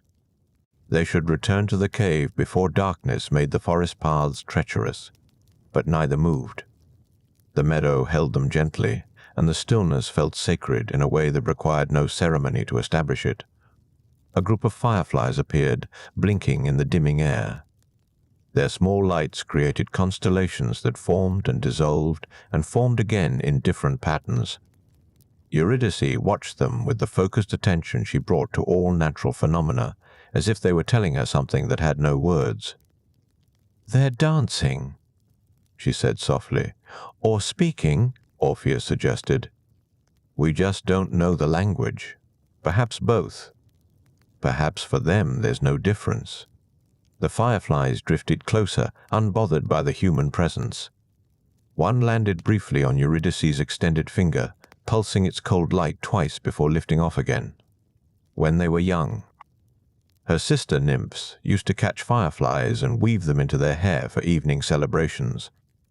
Eurydice had never participated, uncomfortable with the idea of capturing something that existed specifically to move freely through darkness. She had watched instead, admiring the effect while remaining separate from its creation. Now she wondered if she had been too rigid in that judgment. The fireflies had never seemed distressed. Perhaps being woven temporarily into celebration was its own kind of gift, a brief transformation into ornament before returning to autonomous flight. Marriage felt similar, a temporary weaving together that did not erase individual flight, but created something new through proximity and pattern. The first stars appeared, faint points in a sky not yet dark enough to reveal their full brightness. Orpheus recognized familiar formations, navigation points he had learned as a child when his mother taught him that stars were fixed songs, melodies that never changed their relationships to each other even as they wheeled across the seasons. "We should return," Eurydice said, though she made no move to stand. "We should." Orpheus agreed, equally motionless. Eventually, of course, they did rise. The meadow released them without complaint, and they walked together across grass that held the day's warmth like a kept promise. Their shadows stretched long behind them, reaching back toward the ancient stone that had witnessed their vows and would witness countless other moments in its patient endurance. At the forest edge, Eurydice paused and looked back. The meadow lay quiet and unchanged, flowers closed for the night, stone holding its shadows. Everything appeared exactly as it had before they arrived that morning, but it wasn't the same. Words spoken in a place change that place, even when no mark remains visible. The meadow now carried their vows in its soil, their promises in its air. It had become a different kind of space, consecrated not by priests or gods, but by two people choosing each other before witnesses who understood the weight of such choosing. They entered the forest as husband and wife, though the trees paid no particular attention to the distinction. The path back to the cave wound through familiar territory, past the oak where morning birds gathered and the stream that sang over smooth stones. When they reached the cave, full darkness had settled across the land. Inside, the space felt smaller than it had, or perhaps they filled it more completely now. They had entered as individuals that morning. They returned as something new, something that contained both separateness and union in proportions they would spend years learning to balance. Orpheus set his lyre carefully in its accustomed place. Eurydice removed her willow circlet and placed it where moonlight would touch it through the cave opening. They prepared for sleep with the easy movements of familiarity, as if they had been doing this together for seasons rather than merely days. Before sleeping, Eurydice spoke once more into the darkness. "Thank you," she said. "For what?" Orpheus asked. "For the music, for the words, for being exactly who you are." He reached for her hand, found it waiting. "Thank you for the same," he answered. Outside, the night deepened. Stars wheeled in their ancient patterns. The meadow held its secrets and its witnessed promises. And in a cave where two people slept together for the first time as husband and wife, the future waited patiently to unfold, unknown and inevitable as dawn. The first days of marriage unfolded with the particular slowness that belongs to suspended time, when every moment stretches and ripens like fruit on a branch that bears no obligation to hurry. Orpheus and Eurydice woke each morning to birdsong filtering through the cave opening, the same wood thrush offering its doubled call, the same soft light spreading across familiar stone. They established rhythms without discussing them. Eurydice rose first, moving through the cave with the quiet efficiency of someone comfortable in small spaces. She gathered water from the stream, selected herbs from bundles hanging near the entrance, prepared simple meals that required no elaborate preparation. Orpheus woke more slowly, reluctant to leave dreams that had grown gentler since speaking his vows, as if even sleep recognized the presence of companionship. The lyre remained in its place most mornings. There seemed no need to fill the silence with music when the silence itself carried its own melody. They spoke less than they had during courtship, not from distance, but from proximity. Words became unnecessary for communicating simple intentions. A glance served as well as a sentence. A gesture conveyed what paragraphs could not. They walked together most afternoons, exploring territory both knew individually but discovered differently in shared company. The forest revealed details that solitary observation had missed. A particular moss that grew only on north-facing bark, a hidden pool where dragonflies gathered in quantities that suggested some invisible abundance, a rock formation that created echoes at specific angles, turning ordinary speech into something ceremonial. Eurydice showed him places her sister nymphs had taught her to notice. A clearing where deer came at twilight to feed on clover, a fallen log that housed 3 generations of beetles working slowly to transform wood into soil, a spring that emerged from underground with water so cold it made teeth ache, fed by sources that never felt summer's heat. Orpheus pointed out acoustic phenomena, trees that caught wind and held it momentarily, releasing it in sustained notes, hollow spaces that amplified sound, turning whispers into pronouncements, birds whose songs created harmonies when they called simultaneously, as if they understood counterpoint without training. One morning Eurydice woke to find Orpheus already gone from the cave. She felt a moment of concern before noticing the lyre still resting in its place. He would not have ventured far without it. She prepared barley bread slowly, knowing he would return when ready. He appeared at the cave entrance as sunlight reached its mid-morning angle, carrying an armful of flowering branches. Apple blossoms, their white petals just beginning to brown at the edges, their scent thick with sweetness approaching rot. He arranged them in a clay vessel without explanation, then sat watching them as if they might speak. Eurydice recognized the gesture. He was composing something, gathering sensory material the way she gathered herbs. The blossoms would inform whatever music emerged, their particular beauty and impermanence translated into melody. She left him alone with his observation. Understanding that creation required solitude even within companionship. She walked to the meadow where they had married, curious whether the space would feel different in ordinary afternoon light. Absent ceremony or witnesses. The ancient stone stood unchanged, patient in its endurance. Grass grew around it without particular reverence. Flowers bloomed according to their nature, indifferent to human promises spoken nearby.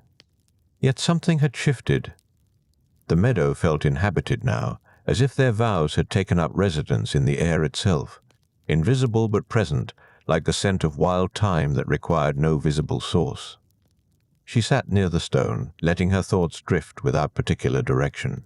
Marriage was proving less dramatic than she had anticipated. No fundamental transformation had occurred.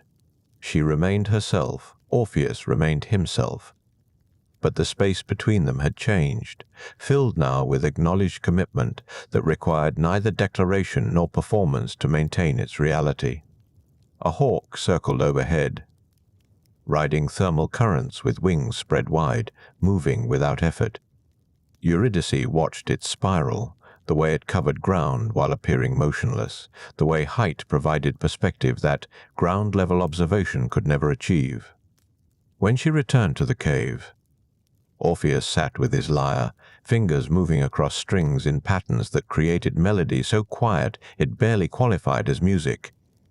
More like thought translated directly into sound, bypassing the usual transformation that turned internal experience into external expression. He looked up as she entered, his hands stilling on the strings. "I'm writing something about impermanence," he said. "About how beauty depends on its own ending."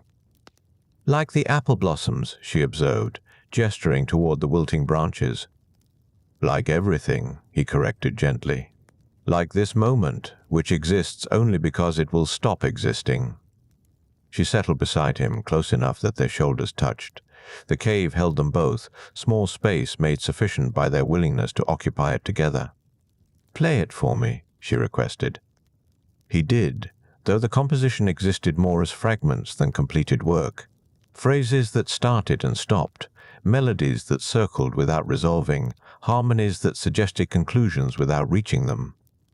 It sounded like early spring, when winter's ending and summer's beginning exist simultaneously, neither fully present, both equally real. When he finished, or perhaps simply stopped, silence returned to the cave with the particular quality that follows music, changed by what preceded it, no longer neutral but resonant. "That's beautiful," Eurydice said, which felt inadequate but true. "It's unfinished," Orpheus replied. "Perhaps that's appropriate for the subject," she suggested. "Perhaps impermanence shouldn't be contained in finished composition." He considered this, his fingers absently finding patterns on the strings that created no sound. Just the whisper of skin against gut and wood. "You're right," he said finally. "Some things shouldn't be completed." They sat together as afternoon softened into evening, the familiar transition they had witnessed dozens of times since speaking their vows. Outside, the forest prepared for darkness with its customary efficiency. Birds sought roosts, day insects fell silent, night creatures began tentative exploration of spaces that belonged to them in darkness. This was marriage, Eurydice thought. Not the ceremony in the meadow or the words spoken before witnesses, but this ordinary evening, this shared silence, this mutual presence that required no justification or performance. Two people occupying space together, changed by proximity, unchanged in essence. Orpheus set the lyre aside and turned to face her fully. "I'm glad you're here," he said, simple words that carried weight beyond their surface. "Where else would I be?" she answered, half question, half statement. "Anywhere," he said. "You chose this." "You could have chosen otherwise." "So could you," she reminded him.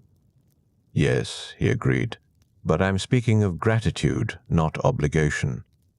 Outside, the first stars appeared, faint suggestions in a sky not yet dark enough to reveal their full brilliance. The cave opening framed them like a carefully composed image, celestial bodies arranged by chance into patterns that resembled intention. The words settled between them, soft as the gathering dusk. Eurydice reached for his hand, finding it without need to look, their fingers interweaving with the ease of repeated practice.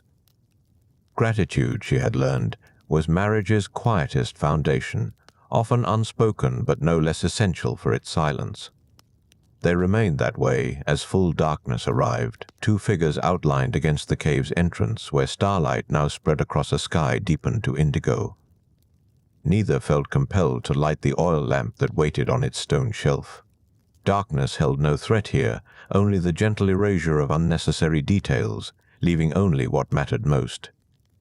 The night insects began their chorus, crickets primarily, their rhythmic calls filling the spaces between heartbeats.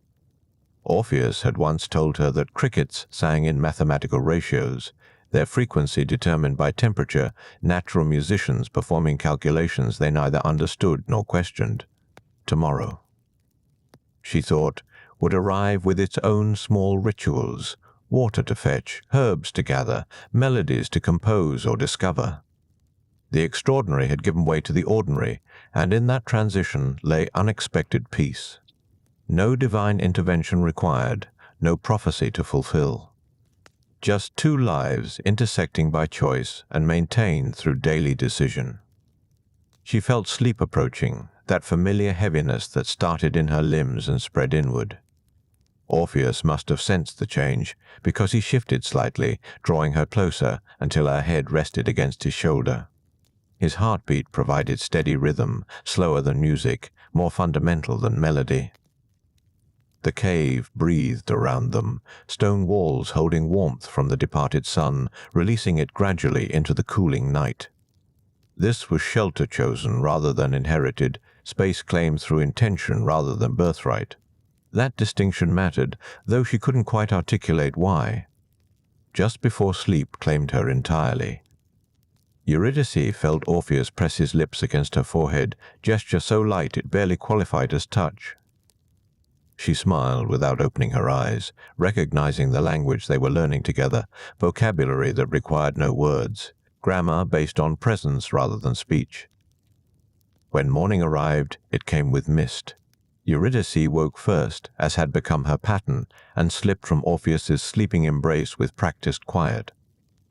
The forest outside appeared ghostly, trees rendered indistinct by heavy fog that clung to every surface.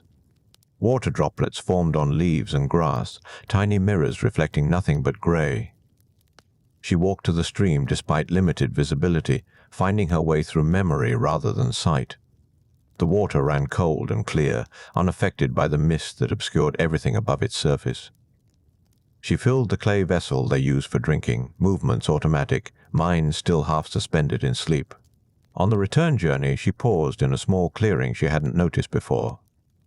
The mist created strange acoustics, dampening some sounds while amplifying others. A bird called nearby, its song reaching her as if through water, distorted but recognizable.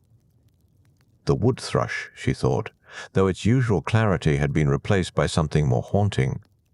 The standing stone from their wedding meadow was barely visible through the fog, appearing and disappearing as mist currents shifted. She found herself drawn toward it, though she hadn't consciously decided to deviate from her direct path back to the cave. When she reached it, the stone felt different in mist than in sunlight. More ancient somehow, as if fog revealed its true age by hiding its familiar contours. She placed one hand against its surface, finding it cool and slightly damp. Solid, despite the insubstantial atmosphere surrounding it. How long had it stood here? Centuries, certainly, perhaps millennia.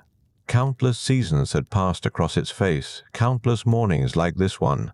Countless women perhaps had touched it just this way, seeking whatever comfort ancient stones provide to temporary beings. The mist began thinning as she stood there, morning sun slowly asserting its presence. Colors emerged gradually, greens first, then browns, finally the subtle wildflowers that clustered around the stone's base. The ordinary world revealing itself once more, familiar and strange simultaneously. When she returned to the cave, Orpheus was awake, sitting near the entrance with his lyre, playing something so quiet she almost didn't hear it. The melody seemed built from mist itself, formless and shifting, refusing resolution. He looked up as she approached, fingers continuing their movement across strings. The fog changed everything. He said statement rather than question. It did, she agreed, setting down the water vessel. Sound behaved differently. He nodded, understanding immediately what she meant. I was trying to capture it, the way clarity and obscurity exist together, each defining the other. Did you succeed? She asked, settling beside him. No, he admitted without apparent frustration, but the attempt taught me something. She waited, knowing he would continue if he wished, content with silence if he preferred it. Some things resist capture, he said finally. Music can approach them, circle them, suggest them, but direct representation fails. The mist can't be played, only the feeling of experiencing mist. Perhaps that's true of everything, Eurydice suggested. Perhaps we only ever capture feelings, never actual things. Orpheus considered this, his hands falling still on the strings. You're probably right. Memory itself is feeling disguised as fact. The morning continued its gentle progression, fog surrendering entirely to clear sky, temperature rising as sun climbed higher. They prepared a simple meal together, movements coordinated through practice, conversation minimal because unnecessary. Afterward, Orpheus suggested they explore a different part of the forest, an area he'd noticed during his solo wanderings, but hadn't yet investigated properly. Eurydice agreed readily, curious about what lay beyond their usual paths. They walked for perhaps an hour, moving gradually uphill, the terrain growing rockier as elevation increased. Trees thinned slightly, allowing more light to reach the forest floor. Wildflowers bloomed in greater profusion here, taking advantage of the increased sun. Eventually, they reached a small plateau, relatively flat space surrounded by larger boulders that formed natural barriers on three sides. The fourth side opened onto a view of the valley below, their cave visible a small dark opening amid green forest. "This is perfect," Orpheus said, already imagining the acoustic possibilities. "For what?" Eurydice asked, though she suspected the answer. "Music," he replied simply. "The rocks will reflect sound, create echoes and harmonies. It's a natural amphitheater." He was right. When she spoke, her voice returned to her slightly delayed, softened but clear. The space felt designed for performance, though nature rather than human hands had shaped it. Orpheus immediately began exploring its sonic properties, playing scales and fragments, listening carefully to how the stone affected each note. Some frequencies amplified, others disappeared entirely. The plateau selected certain sounds while rejecting others, collaborating with the musician rather than simply receiving his performance. Eurydice found a comfortable stone and sat watching him work, appreciating his absolute absorption in the task. This was who he was fundamentally, she thought. Not husband or son or friend, but musician, someone who understood reality primarily through sound, who thought in melodies rather than words. The sun reached its zenith while they remained there, Orpheus gradually constructing something new, composition emerging from his experimental interaction with the space. Eurydice listened without comment, witness to creation without needing to participate in or direct it.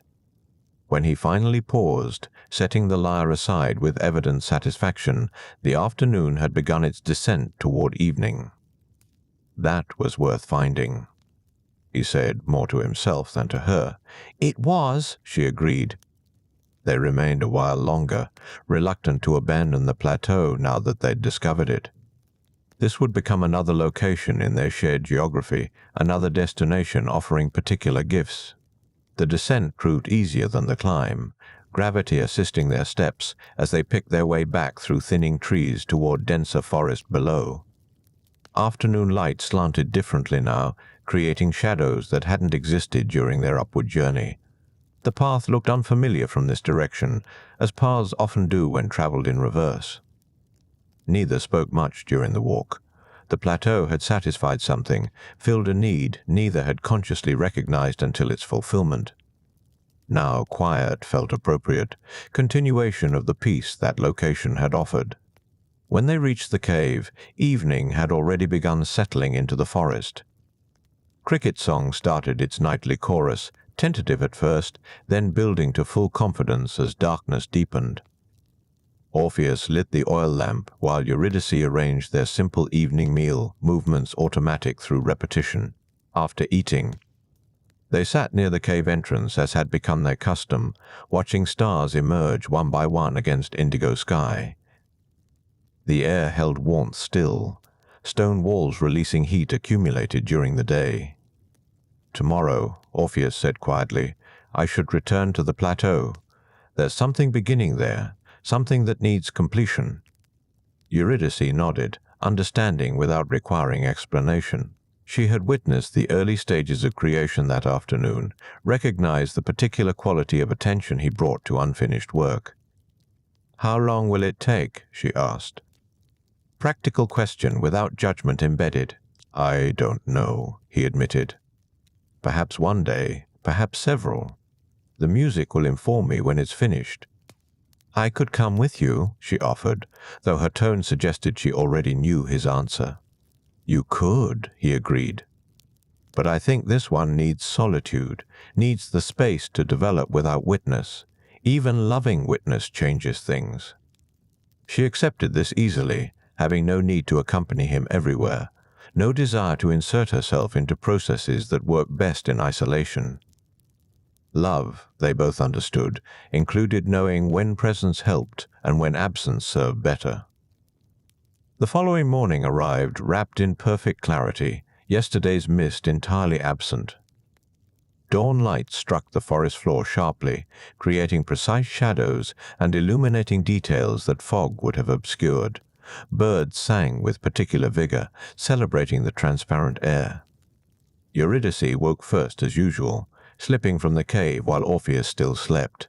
She followed the familiar path to the stream, filled the vessel, returned to find him stirring. They shared a quiet breakfast, then he gathered his lyre and small provisions for the day. "I'll return before dark," he said at the cave entrance. "Take whatever time you need," she replied. "I'll be here." She watched him disappear uphill through the trees, then turned to her own day's occupations. There were herbs to gather, clothes to mend, simple maintenance tasks that kept their small household functioning. She moved through these activities with calm efficiency, mind only partially engaged, the rest wandering free. Midday came and passed. She ate alone, something that happened occasionally without causing concern. Orpheus regularly lost track of time when music absorbed him completely, emerging from creative trances surprised by the sun's position. The afternoon stretched long and golden.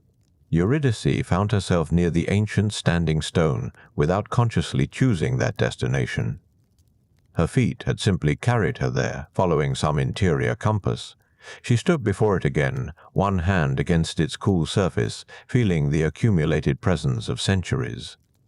Sometimes she wondered what it witnessed, this patient stone. How many seasons, how many lives passing through this forest? How many other women had stood exactly here, touching this exact spot, thinking thoughts similar to hers? The stone offered no answers, only its solid existence. Its refusal to change or comment or provide meaning beyond its simple presence. She remained there perhaps an hour, not meditating exactly, but achieving something similar through stillness. Thoughts came and went without demanding attention, drifting like clouds across internal sky. When she finally returned to the cave, the sun was declining toward evening. Still no sign of Orpheus, but this didn't trouble her. He had said possibly several days. His absence felt appropriate somehow, matched the work he was attempting. She prepared food for one, ate slowly, watching shadows lengthen. Cricket song began again, reliable as clockwork, temperature-dependent chorus marking the day's transition. Stars emerged, one by one, claiming their positions. Night deepened around the cave entrance. The oil lamp cast small circle of warm light against encroaching darkness. Eurydice sat within its glow, hands occupied with mending, mind quiet. Tomorrow, she thought, he might return. Or perhaps the day after, or whenever the music released him. She felt no impatience, no anxiety about his absence. This was simply how creation worked sometimes, demanding complete attention, requiring temporary withdrawal from ordinary life. She extinguished the lamp eventually, settling into sleep alone in the cave's darkness. Stone walls held their warmth around her. Outside, night creatures moved through the forest, conducting their invisible business beneath stars. Morning arrived again, another clear day. The routine continued, water fetched, simple meal prepared. Still no Orpheus, which remained unremarkable. Eurydice moved through her tasks, patient as the standing stone, content to wait however long was necessary. By afternoon, she found herself walking uphill, not seeking him exactly, but curious about the plateau, about what might be happening there. She moved quietly through the thinning trees, approaching the natural amphitheater from the side, rather than the direct path they had used before. Music reached her before the plateau came into view. Single sustained note, held impossibly long, then releasing into cascade of shorter phrases. Silence. Another note, different pitch, same patient exploration of how sound behaved in that particular space. She stopped at the forest edge, remaining among trees rather than emerging into the open. From here she could see him, seated on stone, lyre in hands, completely absorbed. His face held the expression she recognized, distant and focused simultaneously. Attention turned entirely inward while remaining absolutely aware of external acoustic environment. She stayed perhaps 20 minutes, watching and listening without announcing her presence. This felt right, bearing witness without interrupting, honoring his earlier statement about needing solitude. Then she withdrew as quietly as she'd come, returning downhill to the cave. Evening found her alone again, routine becoming pattern, becoming something almost comfortable. She ate, mended, watched stars, slept. The cave held her gently, familiar now, temporary home that felt increasingly permanent.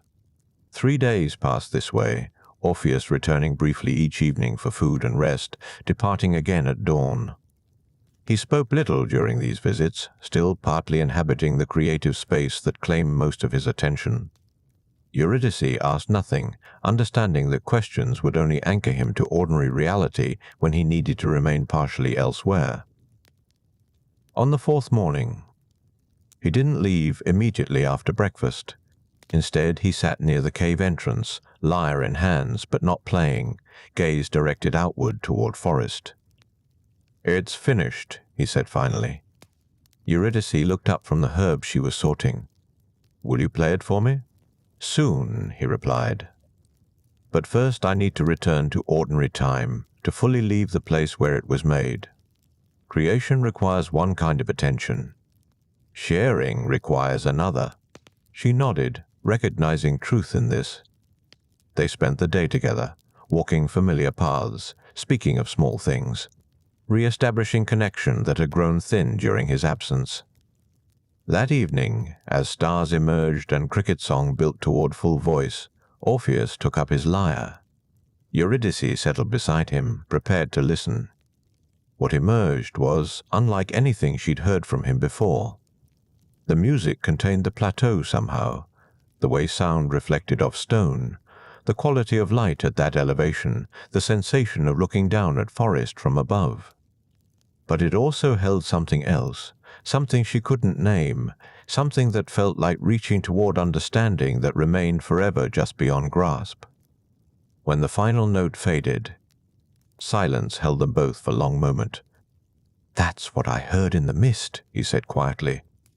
What I couldn't capture before, not the mist itself, but the feeling of existing in a world where clarity and mystery occupy the same space, where seeing and not seeing happen simultaneously. "You found it," Eurydice said, certainty in her voice. "I approached it," he corrected gently. "But yes." "Close enough." They sat together as night deepened, neither needing to speak further. The music hung in memory, present without needing repetition. Above them, stars continued their ancient patterns, patient and eternal, marking time in ways that made human concerns seem both insignificant and infinitely precious. Orpheus reached the threshold where shadow met light, where the upward passage finally opened onto the surface world. Sunlight struck his face, warm and solid and real in ways he'd nearly forgotten. 4 steps, 5, 6 more, and his feet touched grass instead of stone. Living grass, green and yielding, that smelled of earth and growing things. He was out. He had emerged completely into the world of the living. But was she? The question arrived not gradually but all at once, doubt blooming like sudden frost.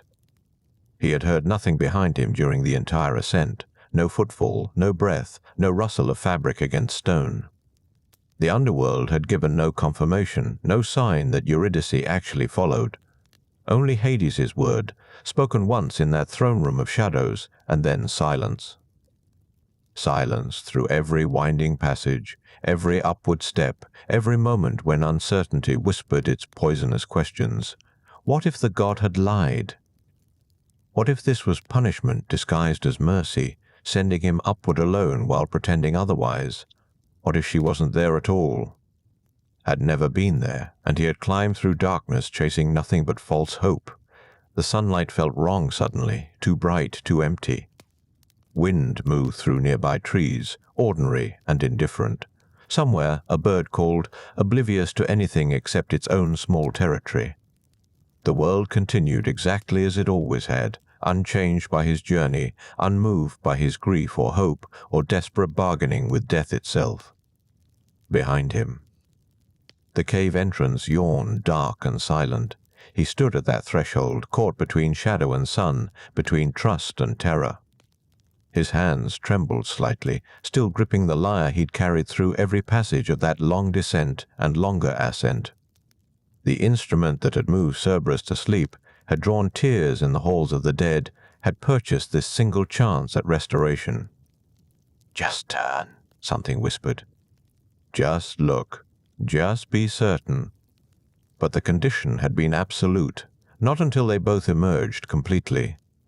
He knew this, had agreed to it, had understood the terms with perfect clarity.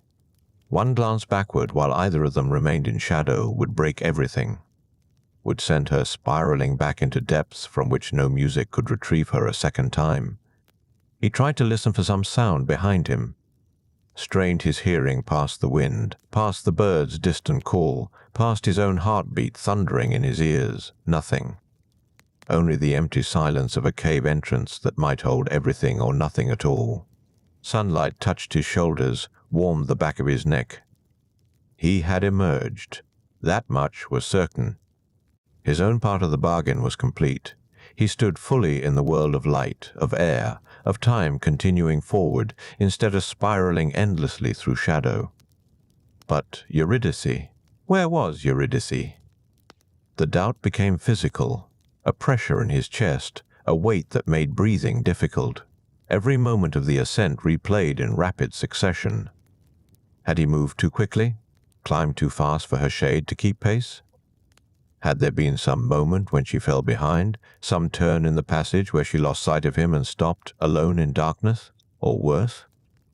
Had Hades simply been cruel? Sent him upward alone while laughing at mortal presumption, at the arrogance of thinking music could bargain with death? He should wait. Should stand here in the sunlight, patient as stone, giving her time to emerge at whatever pace the newly dead required. But how long? How many heartbeats? How many breaths? How many moments of uncertainty before waiting became foolishness, before hope became self-deception? The threshold marked exact boundary between worlds. Behind him lay shadow. Before him stretched grass, trees, sky, all the familiar surfaces of living earth. She should be stepping into light now, should be emerging, transitioning from shade to substance, from memory to presence.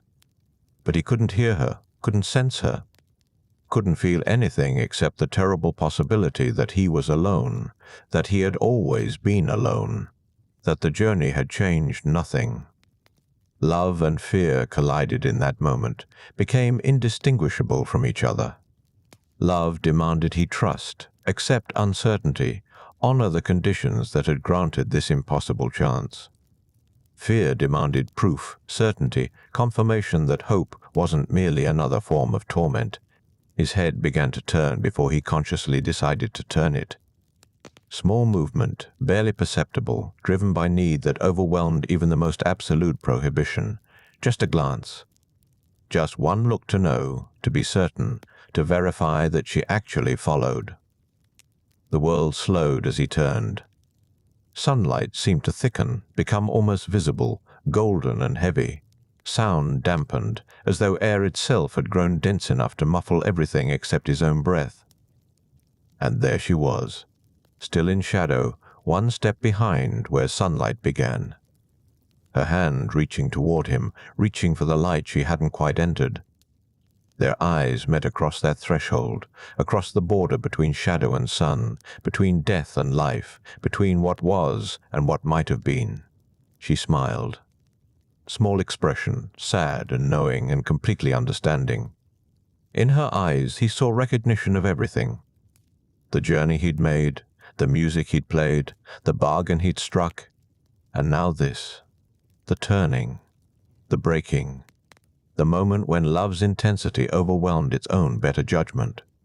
She wasn't angry, wasn't surprised, just infinitely sad, with the sadness of someone witnessing inevitable tragedy, watching the single moment that transforms possibility into permanent loss. His name formed on her lips. He heard it, or thought he heard it, or remembered hearing it once, or imagined what it would sound like, spoken by someone already beginning to fade. The sound held everything, all their mornings together, all their evenings. All the ordinary moments that had woven themselves into something extraordinary simply by accumulating day after day into the pattern called love. Then she began to dissolve. Not violently, not with drama or terrible noise, but gently, the way mist lifts when morning sun touches it. Her form grew translucent, became transparent, became outline, became suggestion, became memory. She was still smiling as she faded, still reaching, hand extended, fingers that would never quite touch his, that would remain forever separated by the width of that threshold. The span between one world and another, the distance of a single backward glance. The cave behind him was empty again, just stone and shadow and silence. No Eurydice stepping toward light, no shade emerging into sun. Only absence, complete and irreversible, and the knowledge that he had lost her twice now, once to a serpent's bite and once to his own inability to trust what he could not verify. Orpheus stood alone in the sunlight. Lyre still in his hands, grass beneath his feet, wind touching his face. The world continued around him, indifferent and beautiful and utterly empty of the one presence that had made it worth inhabiting. Behind him, the cave entrance remained dark and silent, keeping its secrets, offering no second chances. He had turned. Just once. Just to be certain. And certainty, as always, had destroyed everything. The grass beneath him smelled of earth and rain. Somewhere above, a single bird called, sharp and bright, announcing territory or loneliness or nothing at all. The wind moved through nearby trees with the sound of breathing, steady and indifferent. Orpheus remained at the threshold. His body stood in sunlight, but some essential part of him had gone back into shadow, descended with Eurydice into the depths he could not follow a second time. He tried to return, turned back to the cave entrance, and began walking into darkness, lyre clutched against his chest like a talisman. But the paths had changed. Where before they had descended in clear progression, now they twisted, doubled back, led nowhere. The geography of the underworld reshapes itself for the living, permits entry only once, closes its doors to those who have already claimed their single chance. He reached the river Styx as dawn broke somewhere far above. Charon stood in his boat, regarding Orpheus with eyes that held neither pity nor contempt, only ancient recognition of a pattern that had repeated countless times before. "You cannot cross again," the ferryman said, voice like stones grinding together in deep water. "The living descend once. No more. This is law older than gods, older than names for things, older than grief itself. She's there," Orpheus said. "Just beyond. One more crossing. One more chance." Charon shook his head slowly. "She is where all mortals go. Where you too will arrive when time permits. But that time is not now. Return to the surface. Live what remains. When death comes for you naturally, as it comes for all things that breathe, then you may cross as many times as shadow permits." Orpheus tried to wade into the river. The water burned like ice and fire simultaneously, rejected his flesh, pushed him back to shore with force that felt almost gentle, almost apologetic. The Styx protects its boundaries. The dead may not return, and the living may not remain. He climbed back through the cave passages, emerged again into daylight that hurt his eyes with its ordinary brightness. The world continued, utterly unchanged by his failure. Sheep grazed on distant hillsides. Farmers tended fields. Children played in village squares, their laughter carrying on wind that smelled of smoke and bread and growing things. None of them knew. None of them had descended into shadow and emerged alone. None of them carried the weight of a backward glance that had destroyed everything. Orpheus began to walk. He had no destination, no purpose beyond movement itself. His feet followed old roads through Thrace, past places where he and Eurydice had walked together. where they had gathered herbs, where they had sat beneath trees and watched clouds reshape themselves into temporary patterns. The lyre remained in his hands. He played it sometimes, not intentionally but absently, fingers moving across strings while his mind wandered elsewhere. The music that emerged was unlike anything he had created before. Not joyful celebration, not the bright hymns of courtship or the formal songs of ceremony. This music carried grief, pure and undiluted, distilled to essence.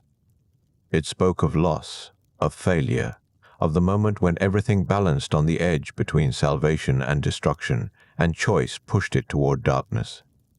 The melodies contained no hope, no resolution, no promise that sorrow eventually fades. Rivers that heard it overflowed their banks as though the water itself wept. Trees dropped their leaves out of season, branches sagging with sympathetic weight. Animals emerged from forest depths and sat motionless, transfixed, their own small griefs awakened by his larger one. People avoided him. Something in his music made them uncomfortable, made them recognize the fragility of their own happiness, the thinness of the membrane separating joy from devastation.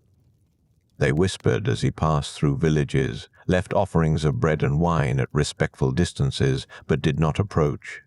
He became legend while still living, a cautionary tale. A reminder that some bargains cannot be kept, that some losses cannot be recovered, that the gods grant second chances with conditions mortals inevitably fail to meet. Orpheus no longer slept in human dwellings. He found caves, hollow trees, clearings where only moonlight touched. At night he lay awake, staring at stars that Eurydice would never see again, listening to wind that would never again carry her laughter. He remained faithful to her memory. Others came to him, drawn by his music or his legend or simple loneliness. He turned them all away, not with cruelty but with quiet refusal. His heart had made its choice long ago in a meadow full of poppies, and that choice held even now, even in absence, even in the empty space where love once lived. Seasons changed around him. Spring arrived with flowers he did not notice. Summer brought heat he barely felt. Autumn painted leaves gold and red, and he walked through falling colors like a ghost, present but not participating, alive but not living. Years passed this way. His hair grew long, tangled with leaves and small twigs. His clothes became worn, patched with moss and bark. He looked less like a man and more like something the forest had claimed, a creature of wilderness who happened to carry human shape. But the music never stopped.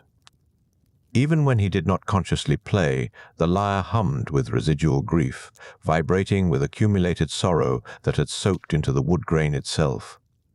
The instrument had become extension of his loss, physical manifestation of longing that had nowhere else to go. He climbed mountains seeking altitude, as though height might bring him closer to whatever realm Eurydice now inhabited. He descended into valleys, hoping depth might create connection. But she remained beyond reach, separated by the absolute boundary that divides breathing from stillness, warmth from cold, presence from memory. Sometimes he spoke to her anyway. Quiet words offered to wind, to trees, to empty air. He told her about the sky, described clouds, reported on small beauties she could no longer witness. He apologized endlessly for the turning, for the doubt, for the moment when fear proved stronger than faith. No answer came. But he continued speaking nonetheless because silence felt like abandonment, and he had already abandoned her once at the threshold. He would not do so again. The world grew strange around him. His music warped natural order, made stones weep and rivers flow backward. Plants bloomed out of season where he walked. Animals followed him in silent procession, drawn by grief they recognized but could not name. He became myth while still breathing. A story told to illustrate love's power and love's limits, the beauty of devotion and the tragedy of human weakness. Mothers warned daughters about men who loved too intensely. Fathers told sons about the dangers of defying death. But Orpheus did not hear these stories. He existed elsewhere, in the space between worlds, neither fully alive nor able to join the dead. The lyre played. The wind carried his music across Thrace, across mountains, across seas. And far below, in the fields of Asphodel, where ordinary souls wandered in perpetual twilight, Eurydice heard. She could not respond, could not send word, could not bridge the distance. But she heard. And she waited. And she waited. The end came not with violence, but with stillness. Years had passed since Orpheus emerged alone from the underworld's mouth. His wandering had traced circles across Thrace, footsteps wearing paths that led nowhere except back to memory. The lyre hung at his side, lighter now, as though grief had worn away some essential weight. He no longer sought anything, not comfort, not understanding, not even death. He simply existed, a figure moving through landscape like water through stone, slowly, inevitably leaving marks that would long outlast the movement itself. One morning found him on a hillside where wild thyme grew between rocks. The sun rose pale and distant, casting long shadows that stretched like fingers across the earth. Orpheus sat with his back against stone, still cool from night, the lyre resting across his knees. He played without intention, fingers moving through melodies that had become automatic as breathing. The music drifted across the slope, carrying with it the accumulated sorrow of years, the weight of a single backward glance, the echo of a name spoken in shadow. Below, in a valley thick with morning mist, voices rose. A group of Maenads, followers of Dionysus, moved through the landscape in ritual procession. Their songs celebrated life's wildness, its frenzy, its refusal to mourn what cannot be changed. They heard Orpheus's music cutting through their celebration like a knife through silk. His grief interrupted their joy, made their ecstasy feel hollow, reminded them of losses they had chosen to forget through wine and dance and deliberate forgetting. One among them recognized him. The man who had descended to death's kingdom. The man who had failed at the threshold. The man who refused all comfort, all company, all the small mercies that make survival possible. His faithfulness offended them. His continued mourning felt like judgment on their choice to celebrate despite sorrow. They approached the hillside, their song shifting from joy to something sharper, something that demanded he stop. That he join them, that he choose life over this endless dwelling in loss. Orpheus did not stop playing.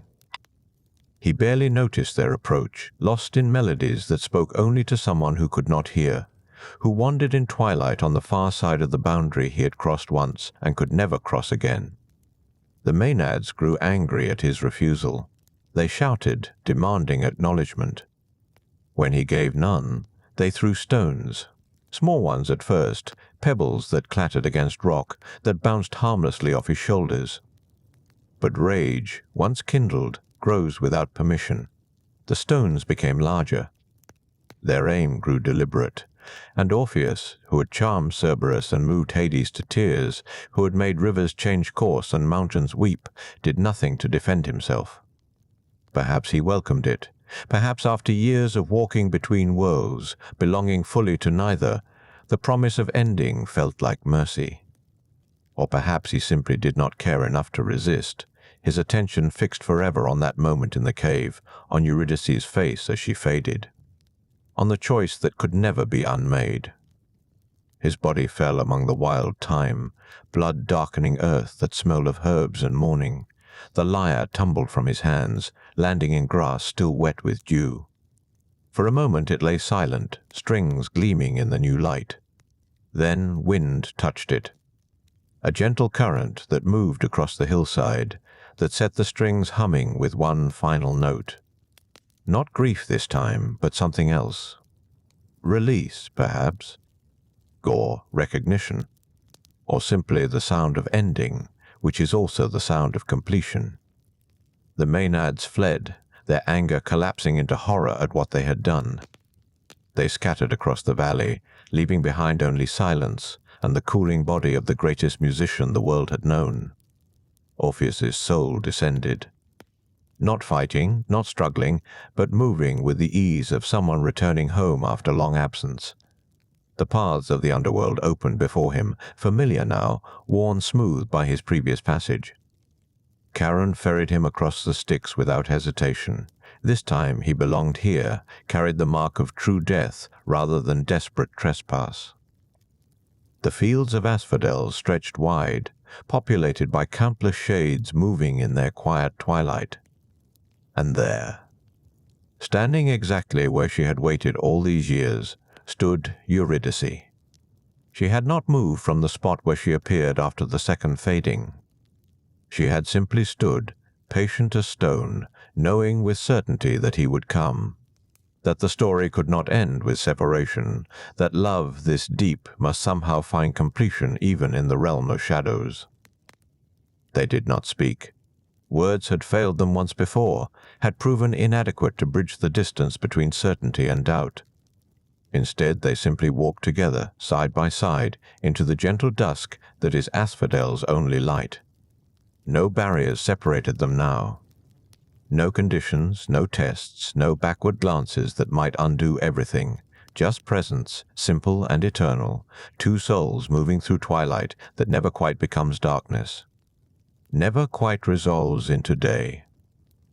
Above, in the world of light and seasons, Zeus took pity on the lyre that lay abandoned on the hillside. He gathered it up, this instrument that had held such power, such beauty, such grief, and placed it among the stars. The constellation Lyra appeared in the northern sky, bright and eternal, visible on clear nights to anyone who thought to look upward. Sailors navigated by it. Poets wrote of it, shepherds traced its outline, and told stories of the musician who loved so deeply that even death could not fully claim him. The music lived on in other ways as well. On quiet evenings, when wind moved through certain valleys or across particular hillsides, people claimed they could hear it. Notes that seemed to come from everywhere and nowhere, melodies that carried both sorrow and something beyond sorrow, beauty that acknowledged pain without being destroyed by it.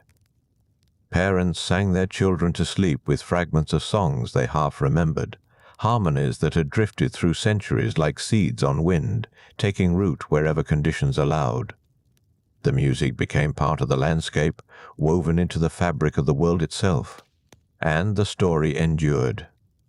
Told and retold, shaped and reshaped, but always returning to the same essential truth, that love is worth the risk, worth the journey, worth even the inevitable sorrow that walks hand in hand with deep devotion. If you found peace in this ancient tale tonight, if Orpheus's music has guided you toward rest, perhaps you'll return to Olympus' dreams for more such journeys through myth and memory. A gentle like or subscription helps these timeless stories find others seeking the comfort of old legends softly told. But for now, let the story settle like starlight on still water. Let the music fade into the quiet spaces between thoughts. Close your eyes, and know that somewhere beyond the boundary of waking, in fields where twilight never ends, two souls walk together, and the lyre plays on among the stars.